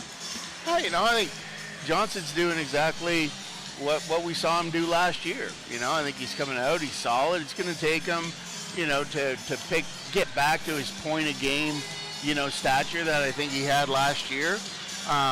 But, I like him. I like him in there. He goes into the corners, he makes the plays. And he's not afraid to get in there on the forecheck and get in those dirty areas, because you got to know your role, and you don't need 15 Carson Roses on your team. Right.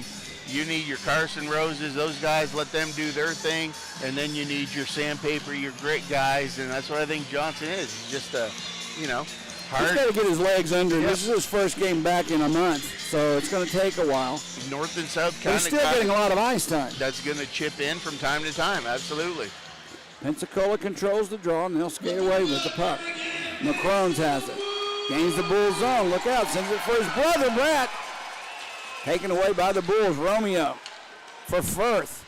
Return for now. Kozarev takes it. Kozarev takes a shot. Save May. Wow. High riser. Riley Morris didn't expect that. Now Kozarev intercepts the clear. He tried to tip it back for Donahue, who had no idea that puck was coming to him, in the puck comes out of play. Kozarev is just special. That's all I can say. Now we have some pushing and shoving as Donahue, now Firth comes in. Yep. Romeo there as well. Let him go. Now they're going to just push each other into the Bulls bench. They're trying to get everybody else away. I believe that's Dabrowski. Yeah, it was. And Dabrowski, he went into the Bulls bench and gave somebody a shot. That's okay. Hanging in there, standing there, right, but he's thinking he's got to go into the bench, but the guy he wants to look for was actually on the ice standing behind him, and that was Firth. Right. Now he had something to say to Tucker Firth as he was skating away. The referee goes over to the scorer's table. What can he call here? Coincidental minors for roughing? Yeah, I think you give him coincidental minors and send them to the box for 2 minutes each. Play 4-on-4, and then when the 2 minutes are up, you come out and you drop your gloves and you have a go at it at center ice. 9:01 to go. Yeah, I don't know about that. 9:01 to go here in the second period.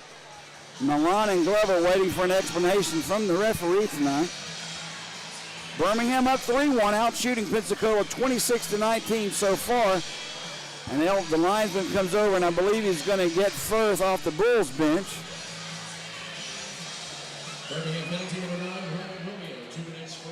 Okay, he's going to give it to Romeo instead of Firth. And Romeo will be the only one going to the box. You want to explain that one to me, Greg? Wow. That one I don't get. I'd like to have the Flow Sports crew over here pull up. I would get it if it was Firth, okay? No way. They missed the first one. You can't go into the other team's bench and give a guy just standing there. You can't give him a shot and give him the business and working him. Firth did what anybody would have done. He went over there and pulled him out of the Bulls bench. My granddaughter loves Ryan Romeo. She's 4 years old. I know what she's going to say. Papa, they sent him for timeout again. Yep. Probably having a panic attack down there right now, wondering. Well, she's down there. I can see her right now. She's not happy. I can see her. Wondering what he did. What did my boy do? Funny girl. 9:01 to go. Pensacola on the power play. Top power play in the league. Their second power play of the night. 0 for 1 so far. Big penalty kill here for Birmingham. Off the draw. Loose in that face-off circle. A shot goes wide. Lucas Herman with a good idea. He just whipped it. It just went wide. Now behind the net, Carter and Atkins fighting for it. Lucas Herman comes in, takes it away. Herman back at the point. That's his brother's, that's Zach. Down low, a shot taken, deflected by Atkins, goes high. Pensacola keeps it alive. Bondarenko down low. Back for Bondarenko. Looks for a place to go. Drops it for Zach Herman. Zach Herman takes the puck. Takes a shot. Now that's Garrett Milan as the puck bounded off the Birmingham defenseman. straight to Herman, who fed Milan, but Stewart was equal to the task. Well, the Bulls were doing a really good job on that power play because you saw Pensacola working it up high, but they're looking to give it down low to Milan on the right side, and they came up and blew a wheel and had a little spin around. That opened up Milan. A good shot, better save by Stewart. Off the draw, Birmingham has it. Now McTavish goes down, able to get up and clear the zone. Pensacola will have it, and they'll drop it back in their own zone to set the play. Zach Herman drops it. Back in his own zone for Milan. Bondarenko's with him. He'll take the puck. Bondarenko gives it up right back to Ivan. Now Zach Herman plays it for Milan. Down low, Atkins for Bondarenko. They're moving the puck well. Zach Herman, far side, Milan. Bondarenko down low. That was Atkins, had a shot at it. Save made, rebound never got through. Nice pass work there by Pensacola, but no goal. Now the shot save deflected. Stewart somehow kept that out. I don't even think he saw that one. I don't either, Greg. What a reactionary save. Mitch Atkins tries to get it in the Bulls zone. He can't do it. We're down to 24 seconds to go on this power play. Pensacola will try one last time. Zach Herman gives it up for Dabrowski. For Mikrons. Gets around Susie. Dabrowski has it. In front, score! What a play.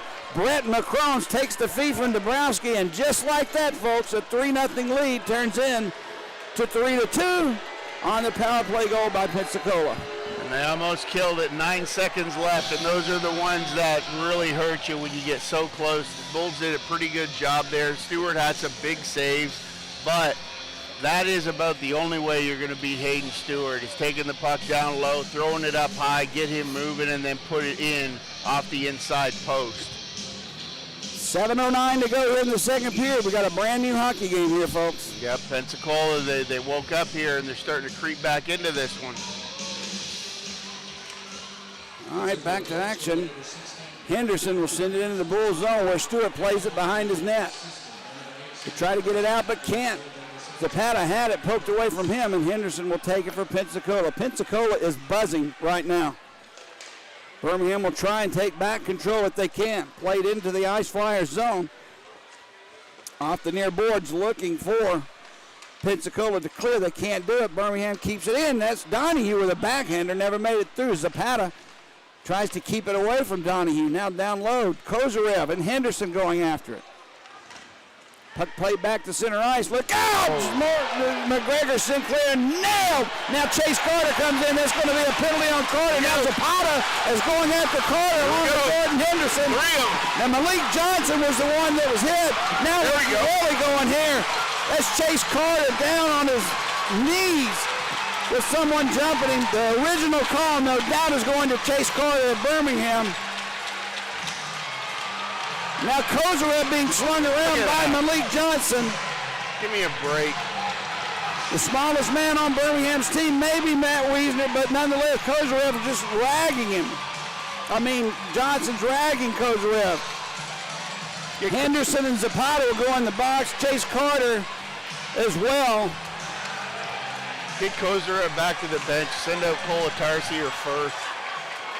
I have a feeling we'll see Tucker Firth. This is going to take a while to sort through. Yeah,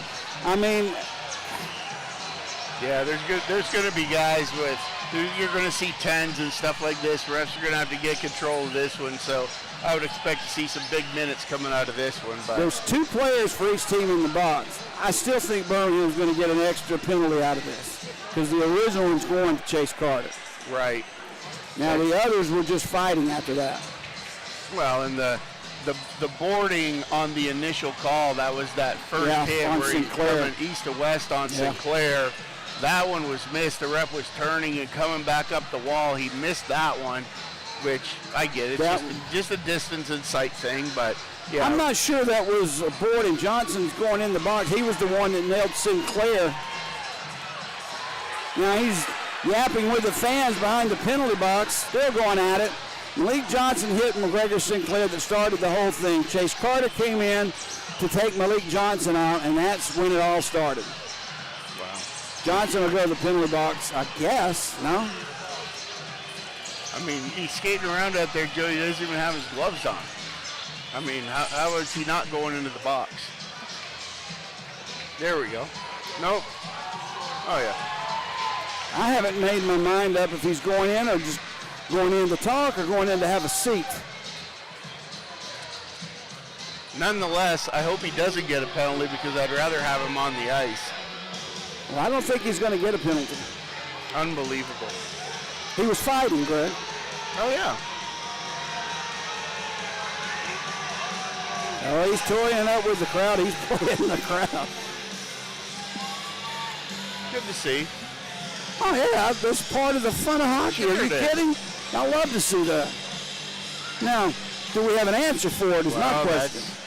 That's what I'm waiting for. I'm wondering, That's why I want to see Johnson on the ice to see if Right. Birmingham has an answer. Right. And I'm sure Coach Kerr, Coach Simchuk will be down there, down in a few guys' ears saying, hey, boys, we're at home and it's church night. So let's go out and Church night. take care of this one. 6:22 to go when all this started. It was a Sinclair into the boards by Malik Johnson. We got a helmet problem for one of the Pensacola players that was in the box. That was Zapata. He skates over to the bench. I didn't think you were supposed to leave the penalty box for any reason. Wow. That and this, to me, was a little bit different than what we had the last game here in Birmingham, where at the start of the second period we had Kugler and Yeah, whoever it was. right off the draw. Yeah, right off the draw. And both of them dropped their gloves at the same time. That was just two fights at the same time. To me, this was not. You had one going on, and then you had other guys getting involved after the fact. And to me, those are the ones, those guys coming in second and third. Johnson, whoever's over there on the ice, on his back. Here's the penalty call. Zapata, 5 minutes for fighting. Number 12, Dante Zapata, 5 minutes for fighting. Number 74, Jordan Henderson, 5 minutes for fighting. Number 74, Jordan Henderson, 5 minutes for fighting. Birmingham penalties. Number 5, Tucker Firth, 5 minutes for fighting and a game misconduct. Right. Number 5, Tucker Firth, 5 minutes for fighting and a game misconduct.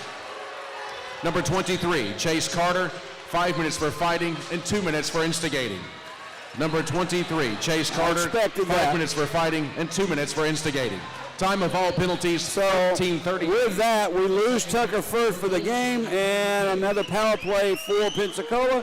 And I will say this, that's the way it should have been. I don't know about the game misconduct, No way.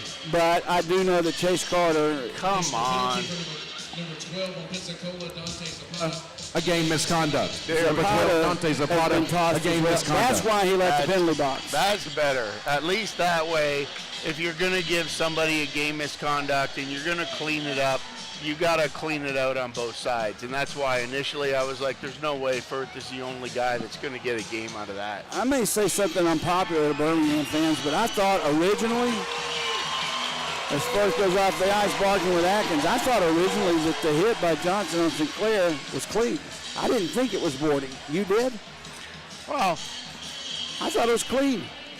a boarding call, Jody, all it has to do with is he's playing the puck off the wall, and it's boarding if you hit and make contact with a guy and he falls into the boards. It's a dangerous hit. It's not, I think it was a good check, absolutely, but But his back wasn't turned to him, Greg. playing the puck doesn't matter. The way that he fell into the boards, that's boarding.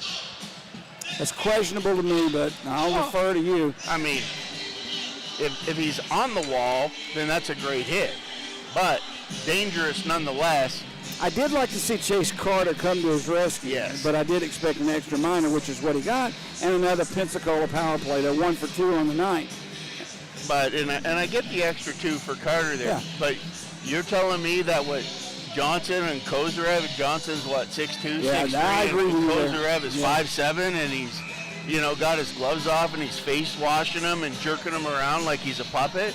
I mean, come on, that's got to be worth at least 2 minutes there to even this up, don't you think?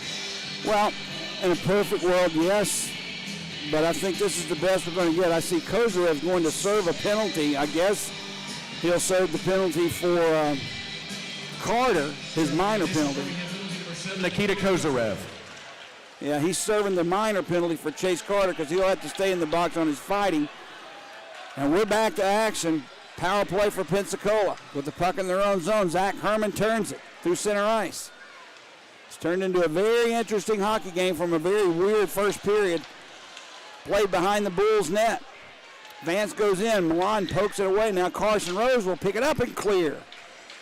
This is going to be an unbelievable third period no matter what happens the rest of the way. Well, I think you're right there, Jody. And I tell you, since the Bulls have been up 3-0, there's just been, you want to always turn that dagger, and they just haven't been able to do it. You're right. We had a chance to go up 4, but couldn't get it past Riley Morris. Now Pensacola, as Bondarenko, return for Milan. Far side, Zach Herman winds one up, blocked by the Bulls defense and cleared. 1:10 to go on this power play for Pensacola. Birmingham up 3-2 with 5.5 to go, second period. Here's Moore will start the play for Pensacola. Looks behind him, drops it for Bondarenko. Bondarenko will bring it into the Bulls zone. Romeo back defensively. Bondarenko still with the puck. Behind the net, drops it. Milan, far wall for Moore. Return for Milan. There's Mears Moore, takes a shot, blocked in front by Matt Wiesner, and he clears. And here comes Brendan Susie with the puck. Bondarenko back, Susie with a slap shot. That one handcuffed Riley Morris, but he made the save. Mears Moore brings it right back into the Bull zone. Milan tips it in front, save made, rebound loose in the crease. And it cleared to the wall by Birmingham. Morris keeps it in with 10 seconds to go in this power play. McCrones takes the slap shot, blocked by Romeo, and the Bulls clear. What a melee that was in front of Hayden Stewart. Those are the dangerous ones. Birmingham's killed the penalty. We're back at full strength.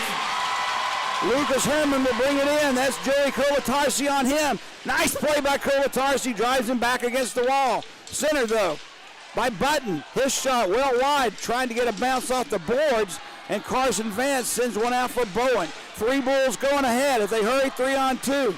As Donahue cuts in front, drops it back. Pensacola.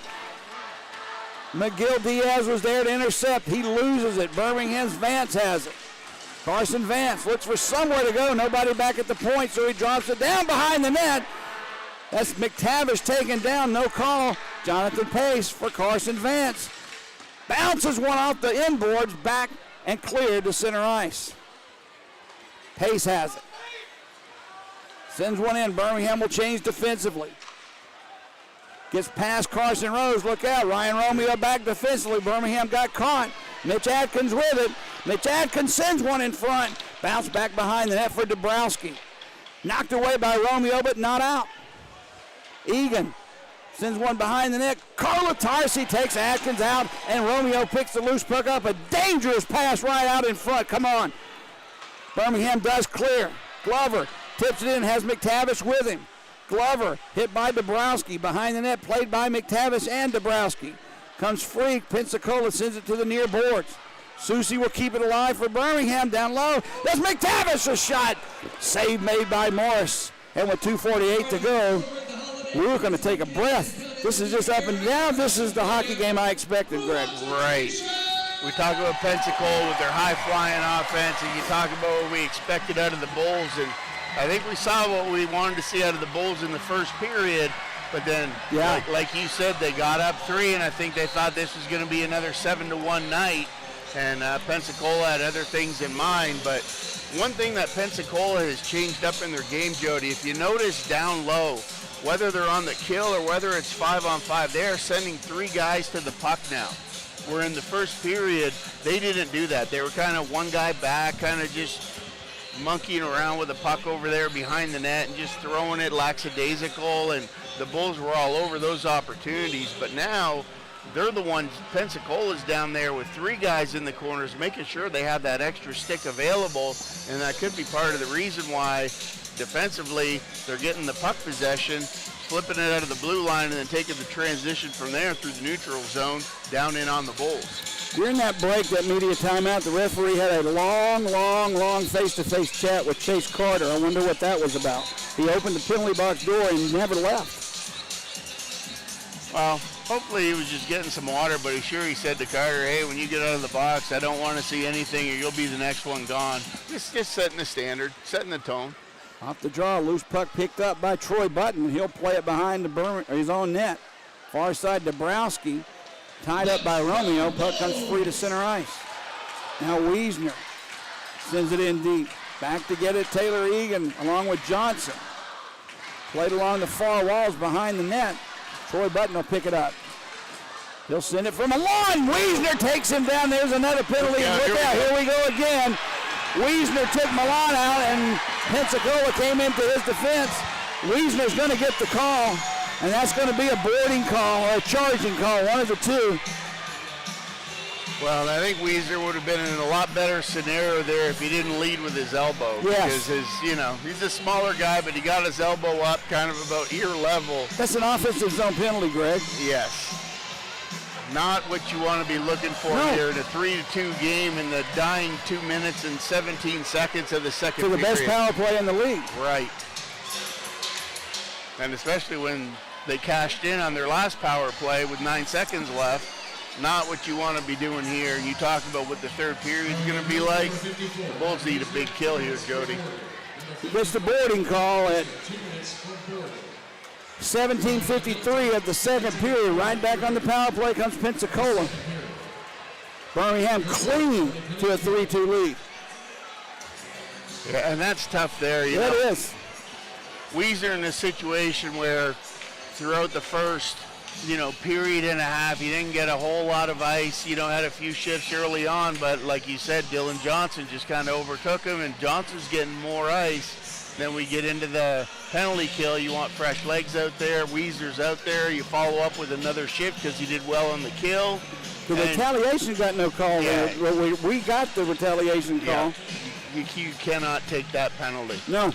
I don't like offensive zone penalties no matter what it is, but that was along the far boards near the blue line, or near boards at the blue line.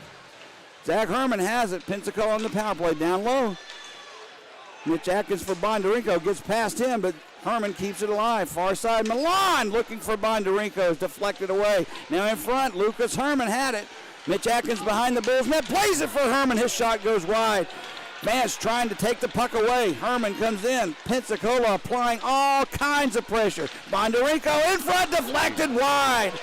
That's 2 times Pensacola had that earmark, and no goal. Herman at the blue line sends it deflected by his brother Lucas wide. Down low is played by Pensacola. That's Mitch Atkins for Bondarenko. Back to the point, Zach Herman has it. His first game back in a while for Milan. In front, looking for a deflection. It made it through, but Atkins couldn't get it. Lucas Herman's shot goes high and wide. Played off the glass. Birmingham just can't clear. Bondarenko keeps it in for Pensacola. Now Herman has it. Bondarenko steps in. Down low, it's played off the stick of Atkins. Birmingham trying desperately just to clear. Their legs have got to be burning. Now Vance, a bad attempt to clear. Now it's loose in front. St. May rebound score. Come on. Wow. That's one I would love to have back. Yep. That's a tough one to give up there, especially Stewart making the first save. That was unbelievable in itself. But then for the puck to be sitting there, they bang home a rebound. But nonetheless, the Bulls had control. The puck in the right-hand corner down there, and just in an errant dump, hit somebody in the back, and they found themselves in trouble. Well, I know you're winded. I know your legs are burning, but that clearing pass by Vance was weak. He had the puck. He tried to backhand it out, and like you said, it hit somebody and it laid right in the crease. Nothing Hayden Stewart could do. With under a minute to go, that puck flutters in on Stewart. Since we're back at full strength, he'll hold on. 54.5 seconds remaining, and we're tied at 3. And I tell you, Jody, one thing I try and reinforce with the Alabama kids, I tell them, stick to the basics. There's no backhanders in hockey. There just aren't, unless you're in the crease all alone and you're one-on-one with the goalie. That's when you use the backhand. I hate to say it and sound old, but with a curved stick, backhand, and again, that puck comes right in on Stewart. McCrollins had it, now some pushing and shoving. McTavish tries to clear his crease. Backhands are hard to do, Greg, when you're trying to clear a zone with a curved stick, is my point. Absolutely. That's why you don't do it. They'll clear this melee up. Malik Johnson once again in the middle of it. And he's going to go to the box. he's asking for the crowd for noise. There you go. You got to love it. I do. Play the crowd up. Yep. And, you know, every team has role players, and, you know, there you go. Roughing will be the call on Malik Johnson. I like his number, though. He's got a great number. Yeah, I wonder what that's all about. But, yeah, but looking at the play that broke out there in front of Stewart, that's the difference where your D have to box out. They have to get those guys out of there so they don't just sit there and bang away at those. Bulls back on the power play, 1 for 2 on the night. Vance sends it for Carson Rose. His shot whistled wide. Played by the Bulls near side. We're down to 35 seconds in the period. Brian Bowen has it. Back for Vance. Vance fakes the slap shot. Rose gives it to Bowen. Look out, off his stick. He keeps it alive. Brian Bowen back at the point for Vance. Vance takes the shot, deflected in front off of Sinclair. Played behind the net. Bowen will take it near side. We're down to 20 seconds to go. Bowen with the puck. Back at the point for Carson Vance. For Rose. Rose sends one through the crease, high and wide, and the puck escapes the zone. With 5 seconds left, Birmingham maybe one more chance at this skates. Bowen has it for Sinclair. Shot save, rebound loose. And somehow stay out of the net. Birmingham an excellent scoring chance in the waning seconds there of that second period. They'll have a minute and 11 seconds remaining of power play time, providing no other penalties are called to start the third period. But Greg, that 3-0 lead dissipated real quickly, didn't it? Well, it did. You see what the Bulls brought there, and I know they're on the power play, but that intensity that they had, and the loose pucks in the corner, and the Bulls are on top of it, and they're moving the puck, and they're crashing the net.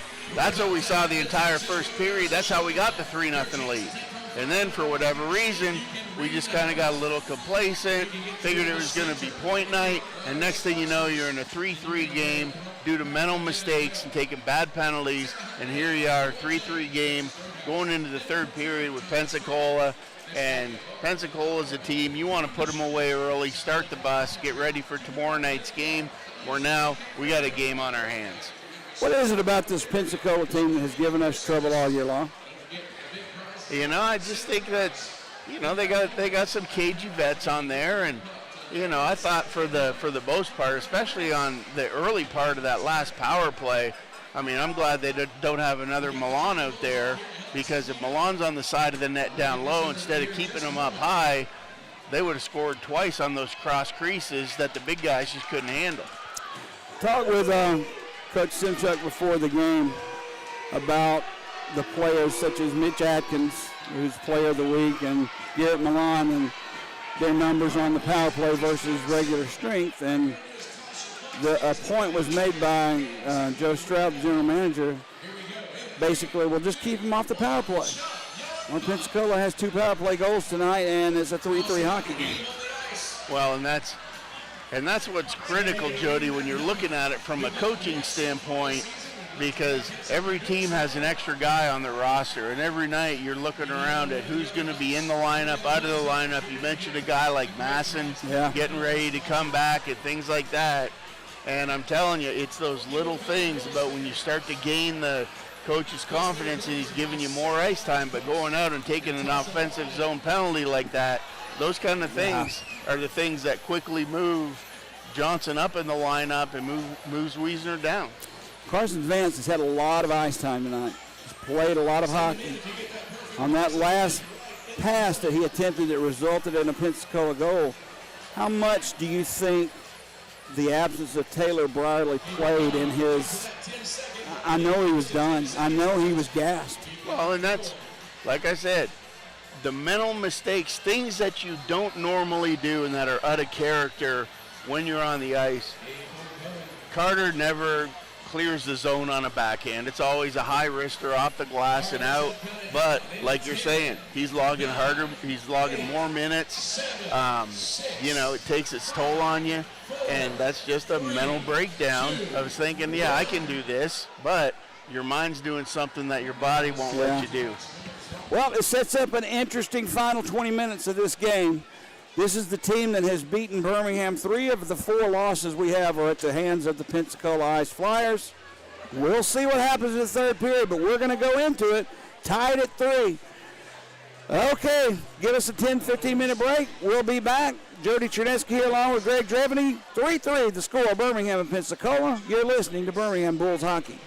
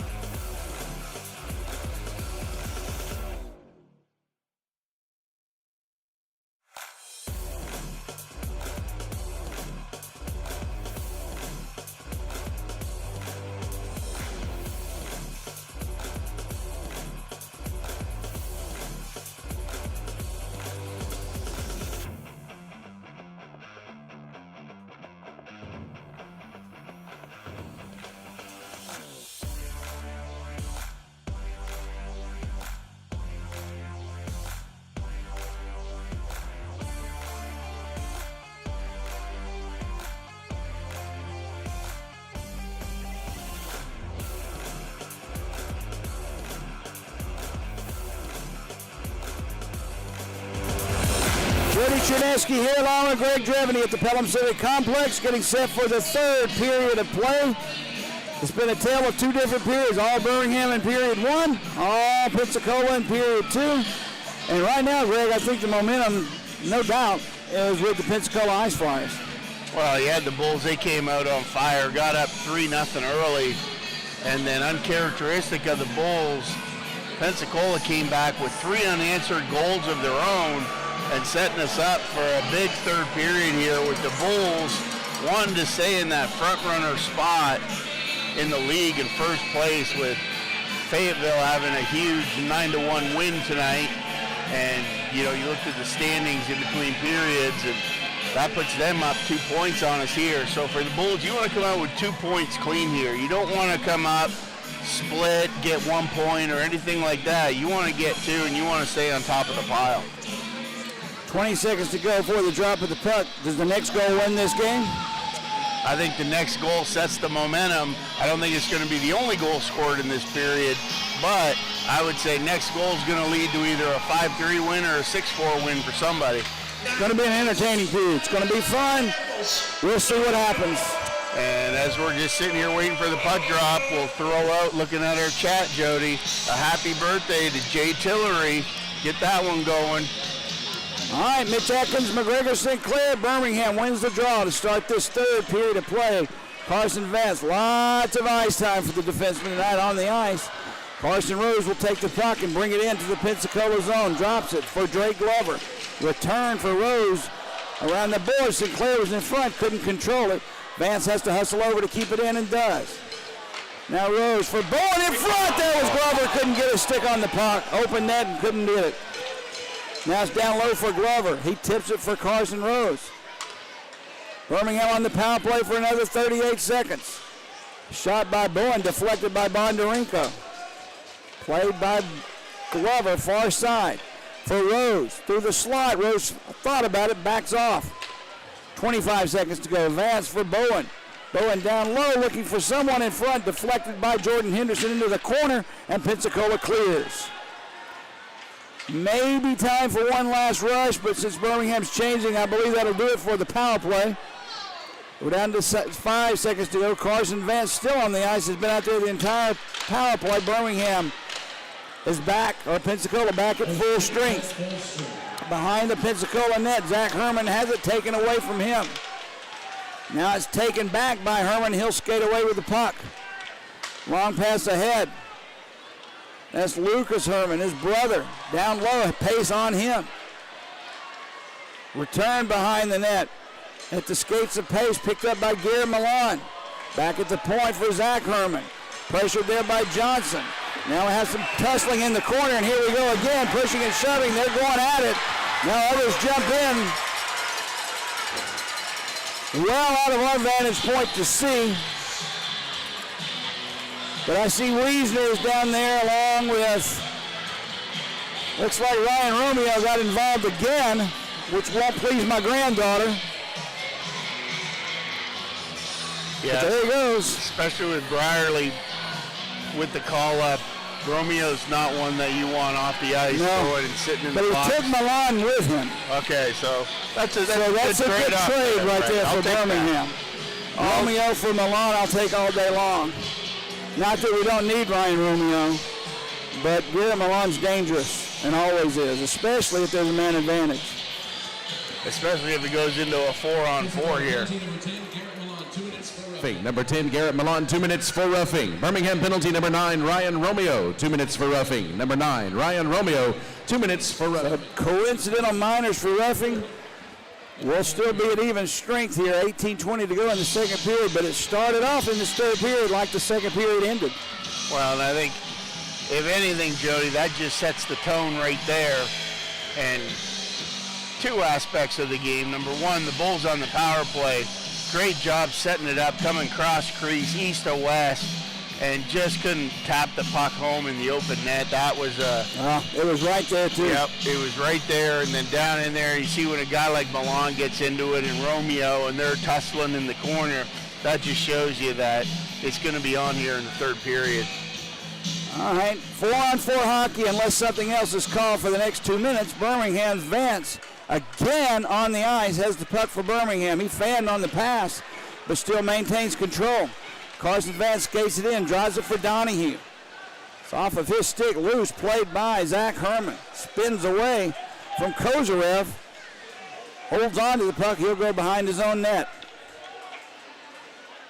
McCrones, Atkins, out as well. Zach Herman behind his own net, watched by Kozarev. And back comes Mears Moore with the puck. Moore gets it past Kolotarsi, and Atkins gives chase along with Vance. I am worried about Carson Vance's ice time and how his legs are going to respond. He has the puck. McCrone's on him, pressures him. Vance gets it ahead for Carson Rose and heads off the ice. Let's go, Rose, far side pass for Bowen. Bowen just inside the blue line, deflected by Rose, goes wide. Played far side, Chase Carter has it. Carter puts the brakes on in the corner. Gives it to Pace, nice pass, but off his stick. Pace has to just backhand it deep. Rose plays it around, taken away from him by Henderson. Now Rose ties his man up, loose puck behind the net, both go down. Played along the near boards, Pensacola. Johnson backs it, and here comes Taylor Egan. Return for Johnson, he wasn't expecting it. Pensacola has it though, in front, centering pass, knocked away, still loose, taken away by Bondarenko. And there's a pass for Johnson. He's knocked down on the play by Carter. Pensacola buzzing in the Birmingham zone. Bondarenko sets it up for Henderson, nobody on him.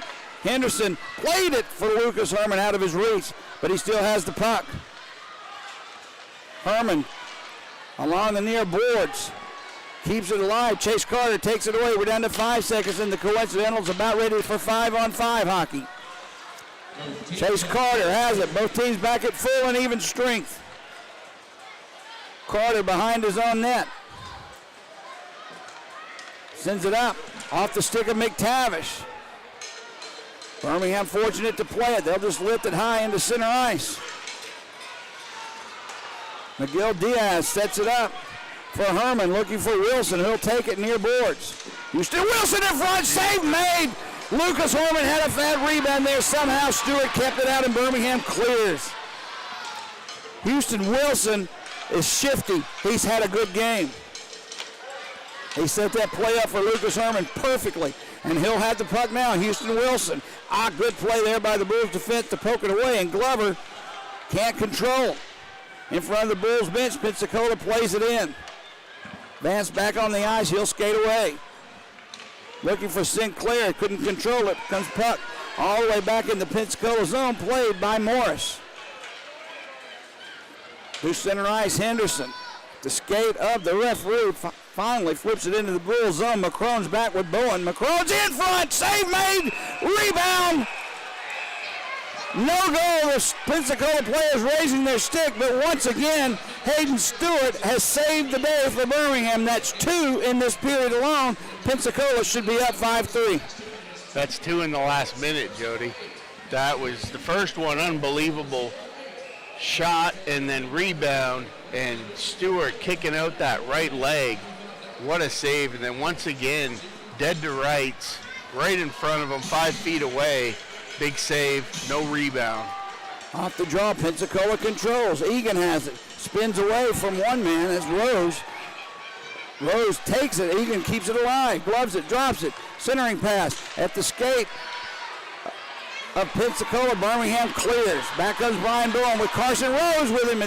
Bowen holds on to it as Henderson made a nice defensive play. Kept it away from Rose. Now from his knees, played back into the Bulls zone. Was taken by the Bulls. Behind the net, centering pass out front. Susi takes it. Tried to set it up for Carter, who wasn't expecting the puck, and Pensacola's button sends it ahead. Was picked up by Atkins. Wraps it around the boards. Far side, Romeo has it. Look out, Romeo's pass taken away by Milan, whose stick exploded. He has to drop it and skate away. Susi comes with the puck. Brendan Susi fans on this clearing attempt, brought into the zones, close to offside. McTavish centering pass out of the reach of everybody. Ryan Romeo keeps it alive at the blue line. Down low, Button plays it for Pensacola. Now Wiesner steps in. Matt Wiesner has the puck along the far boards, has nowhere to go. 3 Pensacola Ice Flyers on him, and they'll clear. Lucas Herman with the puck. Gets around Pace. Into the corner, Herman. Big hit there by McTavish. Penalty coming up on McTavish. You can't really argue with that, Greg. Yeah, McTavish came in, caught him, got his left arm up into the armpit when he delivered that hit, and kind of looked like he was throwing him into the turnbuckle or something if it was a wrestling ring. But, you know, once again, here we are, Jody. We talk about what you don't want to do against Pensacola, and that's put them on the power play. You mentioned it earlier, number 1 in the league, power play percentage. And this is going to be a big kill here with 13:36 to go in the third period and all tied up 3-3. You can't really argue with the call. And just, you know, you've given up 2 power play goals on 3 attempts. Somewhere in the back of your mind, you have to think, I shouldn't really do this. Well, in that situation, you have to try and play the puck first. You know, and I think that's where, and, you know, in all honesty with the referee, he almost hesitated like he didn't want to call it because he knows, you know. This is a great.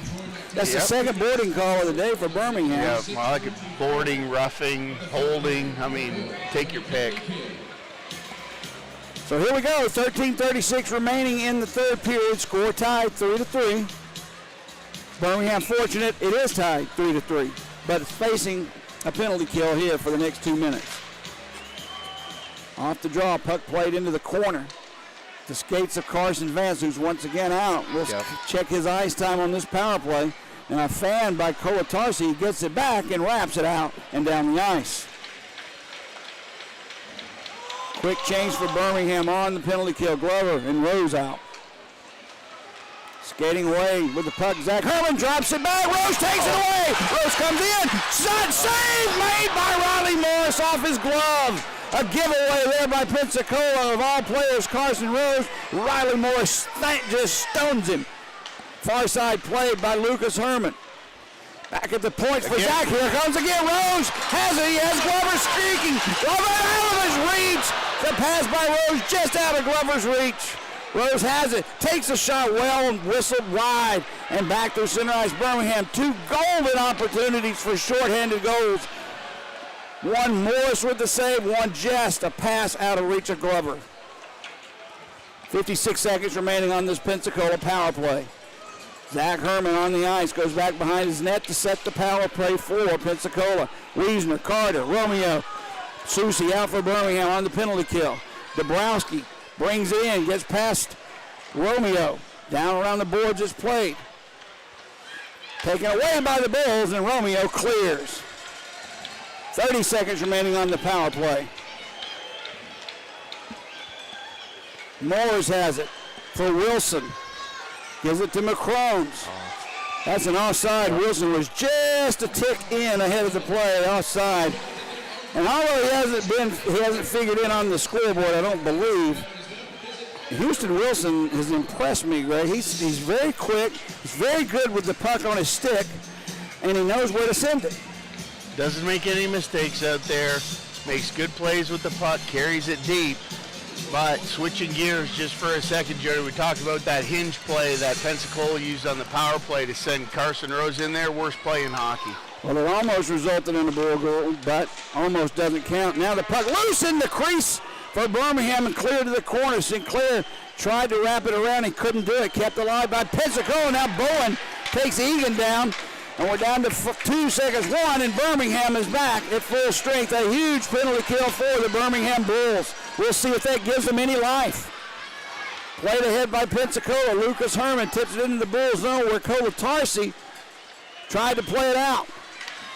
Here come the Bulls through center ice. Dylan Johnson and Wiesner. Wiesner has it. Sends it in front for Johnson off of his stick. Now it's loose to the left post of Riley Morris, and he just covers it up with that big mitt. So we'll have a face-off in the Pensacola zone. 11-12 to go here in the third period of play. And I think, Jody, that with the shakeups in the lineups and guys getting tossed out and the benches shortened, and the power plays and the penalty kills and the 4-on-4s, the ice time is totaling up on a guy like Carson Rose and Vance. Yep. And they play tomorrow night, too. Now a shot off the draw. The puck was just laying there. Dylan Johnson shot it. Carter kept it alive. Back played behind the net. Johnson had a whack at it, but it bounced off his stick. Now behind the goal line, played by Troy Button. McTavish takes it away, plays it around the boards where Carter keeps it in. Cross-ice pass. Romeo shot wide. Almost bounced out in front, but hit the net. Carter tries to keep it alive and does. Played there along the near side by McTavish for Wiesner. Wiesner pinned up against the board, comes back for Carter. Carter has to come alive, gives it up for Kozarev. Carter pitching in front. Wiesner couldn't get a stick on the puck. Nice pass. Now Kozarev has it. Look out. Kozarev behind the net. Back at the point for Romeo to Carter. Carter down low. In front. Kozarev scores! Nikita Kozarev! The Estonian gives the Bulls a 4-3 lead. And there it was. You talk about those other guys who haven't been on the ice a whole lot. You're talking about Kozarev, Donahue, Johnson, guys like that stepping up, and they've got some energy left. You saw Kozarev jump into the middle there. Good play from the Bulls up high from their point. Down low, little chip in front. Kozarev made no mistake. Good hard shot, low quick shot, and beats Morris down low. Good passing down in the offensive zone by Birmingham, and Kozarev just buried it. 4-3 Birmingham. Here's the call. Score by number 7, Nikita Kozarev. His 8th goal of the season.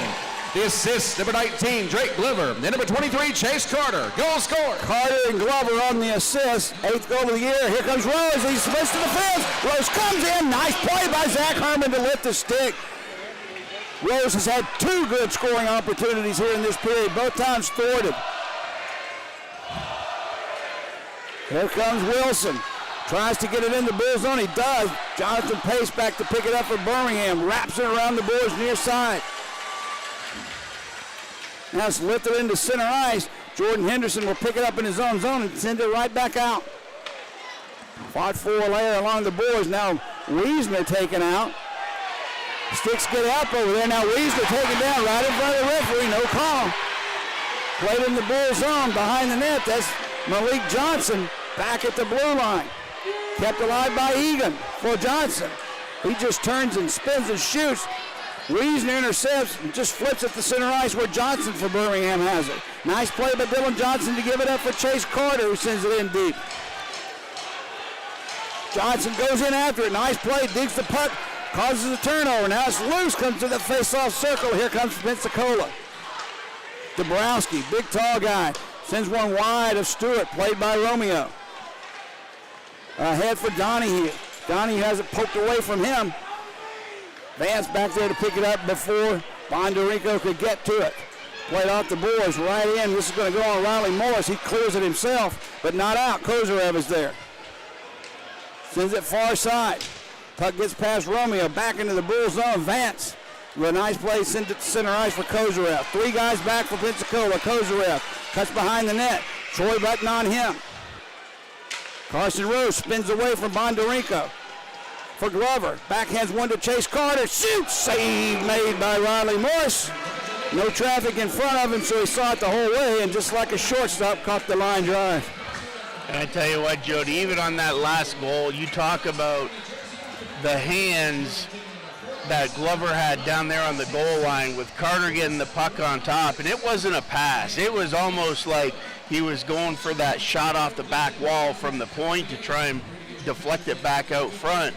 And Glover pulled it down out of the air and threw it right into the slot and hit Kozarev flying in. But you see Simmer and Kersey, they identify what's going on out there. They see it, and they come right back with Kozarev, Donahue, and bring those guys right back out because they're flying right now. He won't get one of the 3 stars of the game, but let's remember this.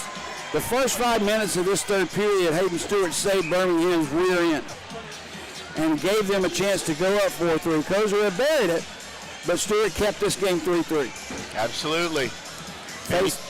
You talk about the importance of a goalie any goalie that can make one save that nobody else could make, Jody, over a course of a 56 game, that's just like a guy who could score 56 goals. Face off in the Pensacola zone, 8 minutes remaining. Sinclair for Birmingham. Atkins for Pensacola, puck drop.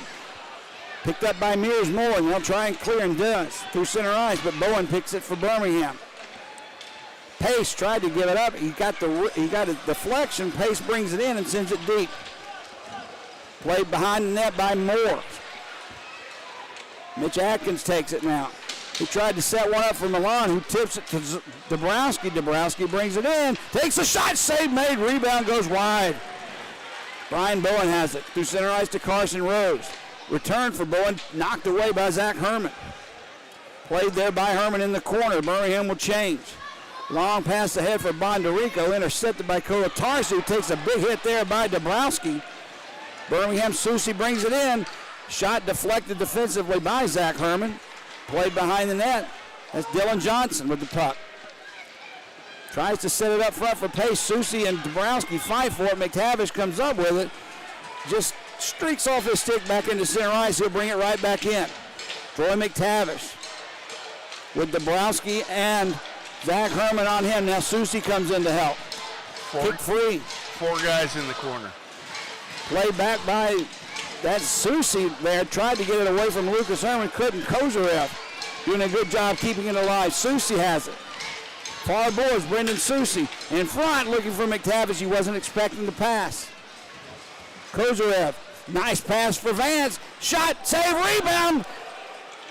Comes to the near side. I don't believe Rodney Morris knew where that rebound was. Now it's played by the Bulls near side. McTavish leaves it for Kolatarzi, who's nailed by Dabrowski. Donahue has it. Rips it around the boards behind the net for Kozarev. Look out, Kozarev far face-off circle. Back for Pace. Takes the shot, blocked defensively by Herman, or Dabrowski. Romeo sends it behind the net. Played by Zach Herman. And cleared. Just past Ryan Romeo. Back. Stewart out of his net to play it as icing was waved off. We're under 6 minutes to go. Bulls up by 1. Bouncing puck in on Morris, makes the save. Lifted by Jordan Henderson, but not out. Kicked ahead for Crohn's, and he'll skate through center ice into the Bull zone. Can't get around Ryan Romeo. Now a shot is taken along the far boards. Gloved by Stewart, so we'll have a face-off to his right. Yep, Stewart pulling that one down. Holds it in, gonna slow it down. Get the Bulls in here, get everybody reorganized. All right, Greg, this is the point of the game where I always wonder, what's the strategy here? Do we pack it in tight defensively and try and protect, or do we attack and try and get another one? I think you got to keep going, get the puck deep, keep applying pressure down there, but you got to be smart about your pressure, and the biggest thing is you can't take any penalties. That's the last thing we need right now. Birmingham, that's an intentional offside, but they'll clear the zone. Skating away it is Mitch Atkins from Milan. Sends one deep. Mitch Atkins giving chase into the corner, centering pass, stick to side by Stewart. Played in the corner by Henderson. Behind the net, wrap around by Atkins, goes wide. Birmingham will clear. That's McTavish. Can't get away from Taylor Egan. Puck goes into the Pensacola bench with 5:02 remaining in the third period. And I think the biggest thing, Jody, if you're Birmingham, you have to recognize what Pensacola is doing here. And you saw on that last play, they're sending 4 guys down low and keeping 1 guy up high on the point, where if you're Birmingham, that will get you your offense there if you can turn the transition game and move the puck quickly up.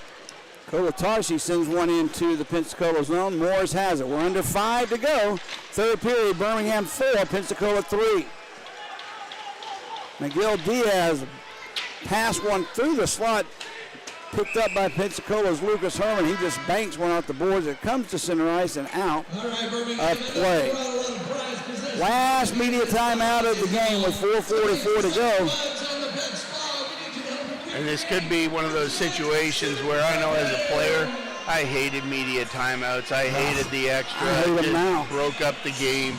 But in this situation, those key guys like Vance and Rose and players like that, you know, this is one that they are welcoming that media timeout. And here we are again. 4s are wild in the third period. 4:44 up on the clock. good sign for things to come. I wish the SPHL had a way to track ice time. You know, back in the day when you were playing, I had an excellent stat crew. And, I mean that, an excellent stat crew. Where's Ben Sheets? That's what I mean. Ben Sheets, He had the Bubba iPad, Catalano, Joey Faggett. Those guys could track ice time of everybody. Face-off charts, shot charts. We did it all manually, too. And that was a good crew. Where are they today? All right, face-off center ice controlled by the Bulls. Mears Moore has it. He sends one out of play. I mean, you've got replay in 2 cities in the SPHL. I'd like 2 things. I'd like replay here in Birmingham, and the other thing I do like that I saw a little bit in Pensacola is that camera that hangs above the net that shows the down view with the crease and stuff. I really like that. That's part of the replay that you got to have. I don't know if it can be done in this building. Kozarev with a shot.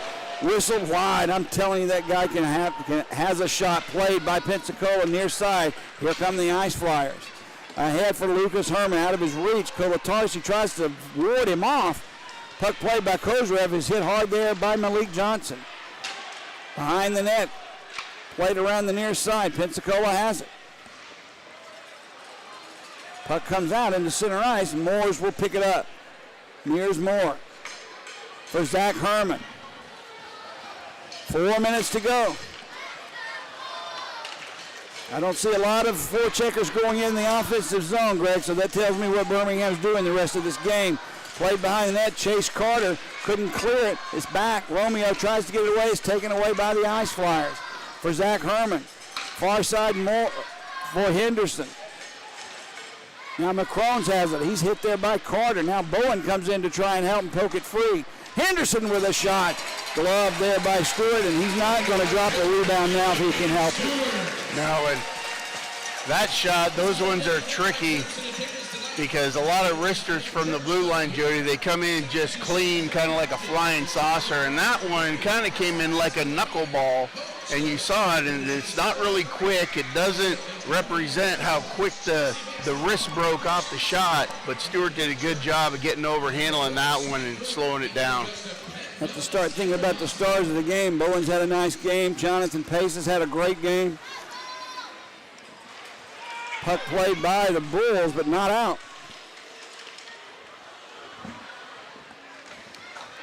Shot taken far side, bounced off the goal. Still loose far side. Down to 3 minutes to go. Bondarenko gives it up. Henderson takes the shot, blocked by Chase Carter, and Carter wraps one off the boards and out. Birmingham has no interest in attacking the zone offensively right now. None.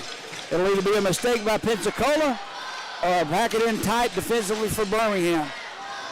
Bounced off the boards at center ice. Dabrowski backhands one in. It's picked up by Wilson. That guy scares me. Wilson in front. Dabrowski, a shot save made. I'm telling you, Wilson makes things happen. Bounced off the boards and cleared. Zach Herman has it taken away by Wiesner. Nobody there but Dabrowski. Dabrowski and Wilson on the ice. Wiesner, good job with Kozarev, takes it away. Play back into neutral ice, back into the Bull zone. 2 minutes, 20 seconds to go. Kozarev picks it up. He'll bring it in. Kozarev comes in, backhands one. Shot goes wide by Donahue. Kozarev fed it, but just a little too far. Now it's played at center ice. Birmingham has it. Kozarev just sends it in. Comes off the ice for a change. We're under 2 minutes to go now in the third period of play. We'll check Riley Morris to see how long he stays in the net. Carson Rose intercepts, has Bowen with him. Carson Rose has to spin away from the defense. Sets one up. Kolatarsi blocked in front. He had the rebound, but he couldn't get the shot off. Minute 45 to go. If Pensacola brings it in, Riley Morris will come out. Johnson couldn't get it in.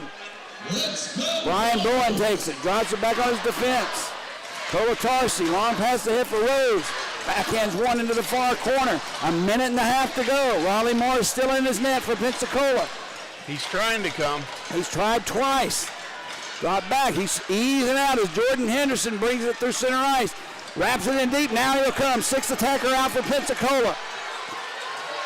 Remember, Birmingham not on the power play. Icing will be called. If we clear, Taylor Egan has it. Spins one, deflected wide. Traffic out in front is causing all kind of trouble tonight for Hayden Stewart, and Birmingham clears. Henderson will go back and try and pick it up, and that was a real slow retrieve right there. I'm not sure if icing maybe should have been waved off, but it's called. And the faceoff will come in the Bull zone. Well, without any Bull making chase there, I think it's just what we saw there. They're talking about it, though. They're talking about if that was icing or not. I don't think it was. Do we have it inside or outside, right? Well, he's coming back in. The referee doubted it. I thought Henderson kind of lazied up on it to let it get past the goal line. But nonetheless, that's hockey. Timeout will be called here by Pensacola with 55.5 seconds remaining. A lot of strategy going on here, not just during play, but timeouts and goalie. I mean, this has been just an odd hockey game from the first period on, and it's turned into a real nice one. Well, and you can see in even under 3 minutes here, the only time the Bulls really got into serious trouble was when Wiesner and Johnson got crossed up on who was the forechecker, and Wiesner forechecked this way. They pushed the pass across D to D. Johnson went in, and Wiesner went over, and two guys were on the same guys, and that broke them out, and they came down and had that 2-on-1 back door, and Stewart had to save the day again. Stewart has really kept Birmingham alive in this game because, Greg, I'm telling you, it should have been 5-3 5 minutes into this third period in favor of Pensacola if not for him. Well, and that's why we got him back there. He's the backbone. We talked about it earlier, and sometimes it doesn't matter about the goals against, Jody. The bigger thing is getting that W. Off the draw, Pensacola has it. Garrett Milan, far side, Dabrowski down low. In front, there's Mitch Atkins back for Dabrowski. Played by Pensacola. Dabrowski slap shot, never made it through. Jonathan Pace wraps one off the boards but not out. Kept alive and in by Pensacola. Garrett Milan has it. Near face-off circle. A shot glove by Stewart. That one was not on net. It would have went wide, but still it's nice to have that one. Another face-off to try and gain control and clear. Good play by Hayden Stewart. Well, what I liked about that there is the Bulls were intentional, and they had McTavish one-on-one with Milan on the right side there. So that is one guy. If you're going to take one guy out of the equation, that's the right one. Off the draw at the skates, Birmingham. Here we go. Carson Rose, empty net. Brian Bowen, just wide. Played there by Rose. Tried the center one, he couldn't do it. We're down to under 20 seconds to go. Pensacola's Milan, they'll try one last time. Through center ice, Bondarenko brings it in. Bondarenko drops it back, save made. As Malik Johnson got the shot off. It didn't get a lot of it, but it was right on net. Stewart had to make the save. 8.1 seconds remaining in this hockey game. And I'll tell you what, Jody, as easy as Hayden Stewart made that save look, as a goaltender, there's so much more going on in your mind than just that one guy coming down. You got the clock burning down from 10 seconds. You've got the guy with the puck. You've got the other guys who are crashing down. And that's a huge save with Hayden Stewart there to not give up a rebound. Off the draw, puck is loose. Played in front, that's one shot, save made, rebound loose in the crease. Made away, and somehow Stewart holds on and covers it up. Oh my goodness. That should have been in, Greg. Absolutely, and you saw Stewart calm, cool, and collected. He just put his pads down, a great big V there, and just, I can't believe that they were allowed to get in there in the crease and just keep pushing That's their only hope to do that. I understand. But they shouldn't have been allowed to push and push and push on the goalie. Right. Yep. And he's going to throw him off the ice. Yeah, good call there because Pensacola does not get the last change here. The Bulls do. 2.2 seconds remaining. The only hope Pensacola has is drop of the puck and a firing on the net, and that's Mitch Atkins' job. Puck drop, loose at their skates. There's a chance for Milan. He never had an opportunity, and that's it. A big, big, big, big win. I don't want to call it a comeback win, but that's what it feels like. 4-3 Birmingham somehow survives the onslaught from Pensacola and wins one in regulation. Again, it's been a long time since we've had a regulation loss. That's our 10th 14th time in a row without a regulation loss. And I get why Pensacola was trying to make the change there, because the guy they were trying to send on the ice was a left-hand shot in that left-hand circle, and they ended up with a right-hand shot, and all he could do was pull it back. You have 2.2 seconds. You need a left-hand shot in that circle. You just got to throw it in on net. I would have had Milan take the draw. To the referee's credit, he caught it and said, no, get back to the bench. Absolutely. Now, I get on the referees a lot, and most times it's warranted. A lot of times it's just the homer in me. But good game tonight by them. It wasn't a great game, but it was a good game. They called, I will give them this much, the referees that is. They kept the game under control when it almost got out of control. They somehow corralled it back in, roped them up, and we played hockey. It took throwing 2 people out of the game, but it happened. You just got to let your presence be known and tell everybody, hey guys, we've had a good hockey game up to this point. And going down into the second period, he got a little sideways on everybody. They handed out their minutes, took a couple key guys out of the mix, and the third period, we ended up having a great third period. With the win, Birmingham improves to 16 wins, 4 losses, an overtime loss, and 2 shootout losses, good for 35 points, still atop the SPHL. Fayetteville, they win tonight easily. They go to 15-5, 3-0, and 33 points, just a couple of points behind Birmingham. Both have played the same amount of games, 23 on the year. This is going to be, I talked about it a little bit during the third period. I don't know that the depth on this Birmingham team is what it was last week. When I saw Carson Vance on the ice as much as I did, that began to worry me. It's one thing to lose Taylor Briley, but now if you're really winding Carson Vance, arguably one of your better defensemen, what do? I know you got to depend on him to play, but that's a lot of ice time for one guy in one night to turn back around and do it again tomorrow night. Well, it is, and that's the thing where, first coming in, he did okay. He filled the role as your 6D tonight and did all right, but getting thrown out in the second period, that really is taxing on your other D, because now you're running 5. And I'll just tell you, as a coach, when you're down there, you're used to throwing out your pairs. You want to keep your pairs together. So essentially what you really end up doing is rotating 4D and just cycling in your 5th guy, but that really puts a lot of ice time on a guy like Vance. Announcing the stars of the game now, Pace, the number 2 star. It could have easily been the number 1 star, but I don't know how we always choose 3 Bulls. Okay? At what point in time do we break the mold and say, wait a minute, there's another guy out here that played just as well and deserves credit as well for the other team? Or is this just always the way it's going to be?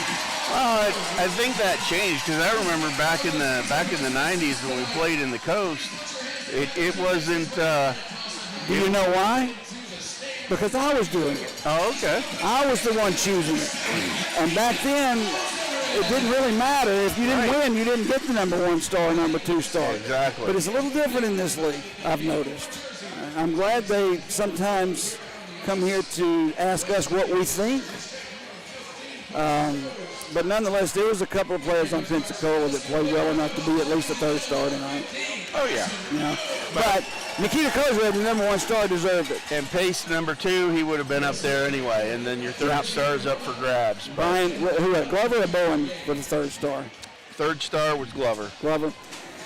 Well, that was an exciting hockey game, to say the least. These guys got to turn back around tomorrow night and do the same thing. Let me ask you this.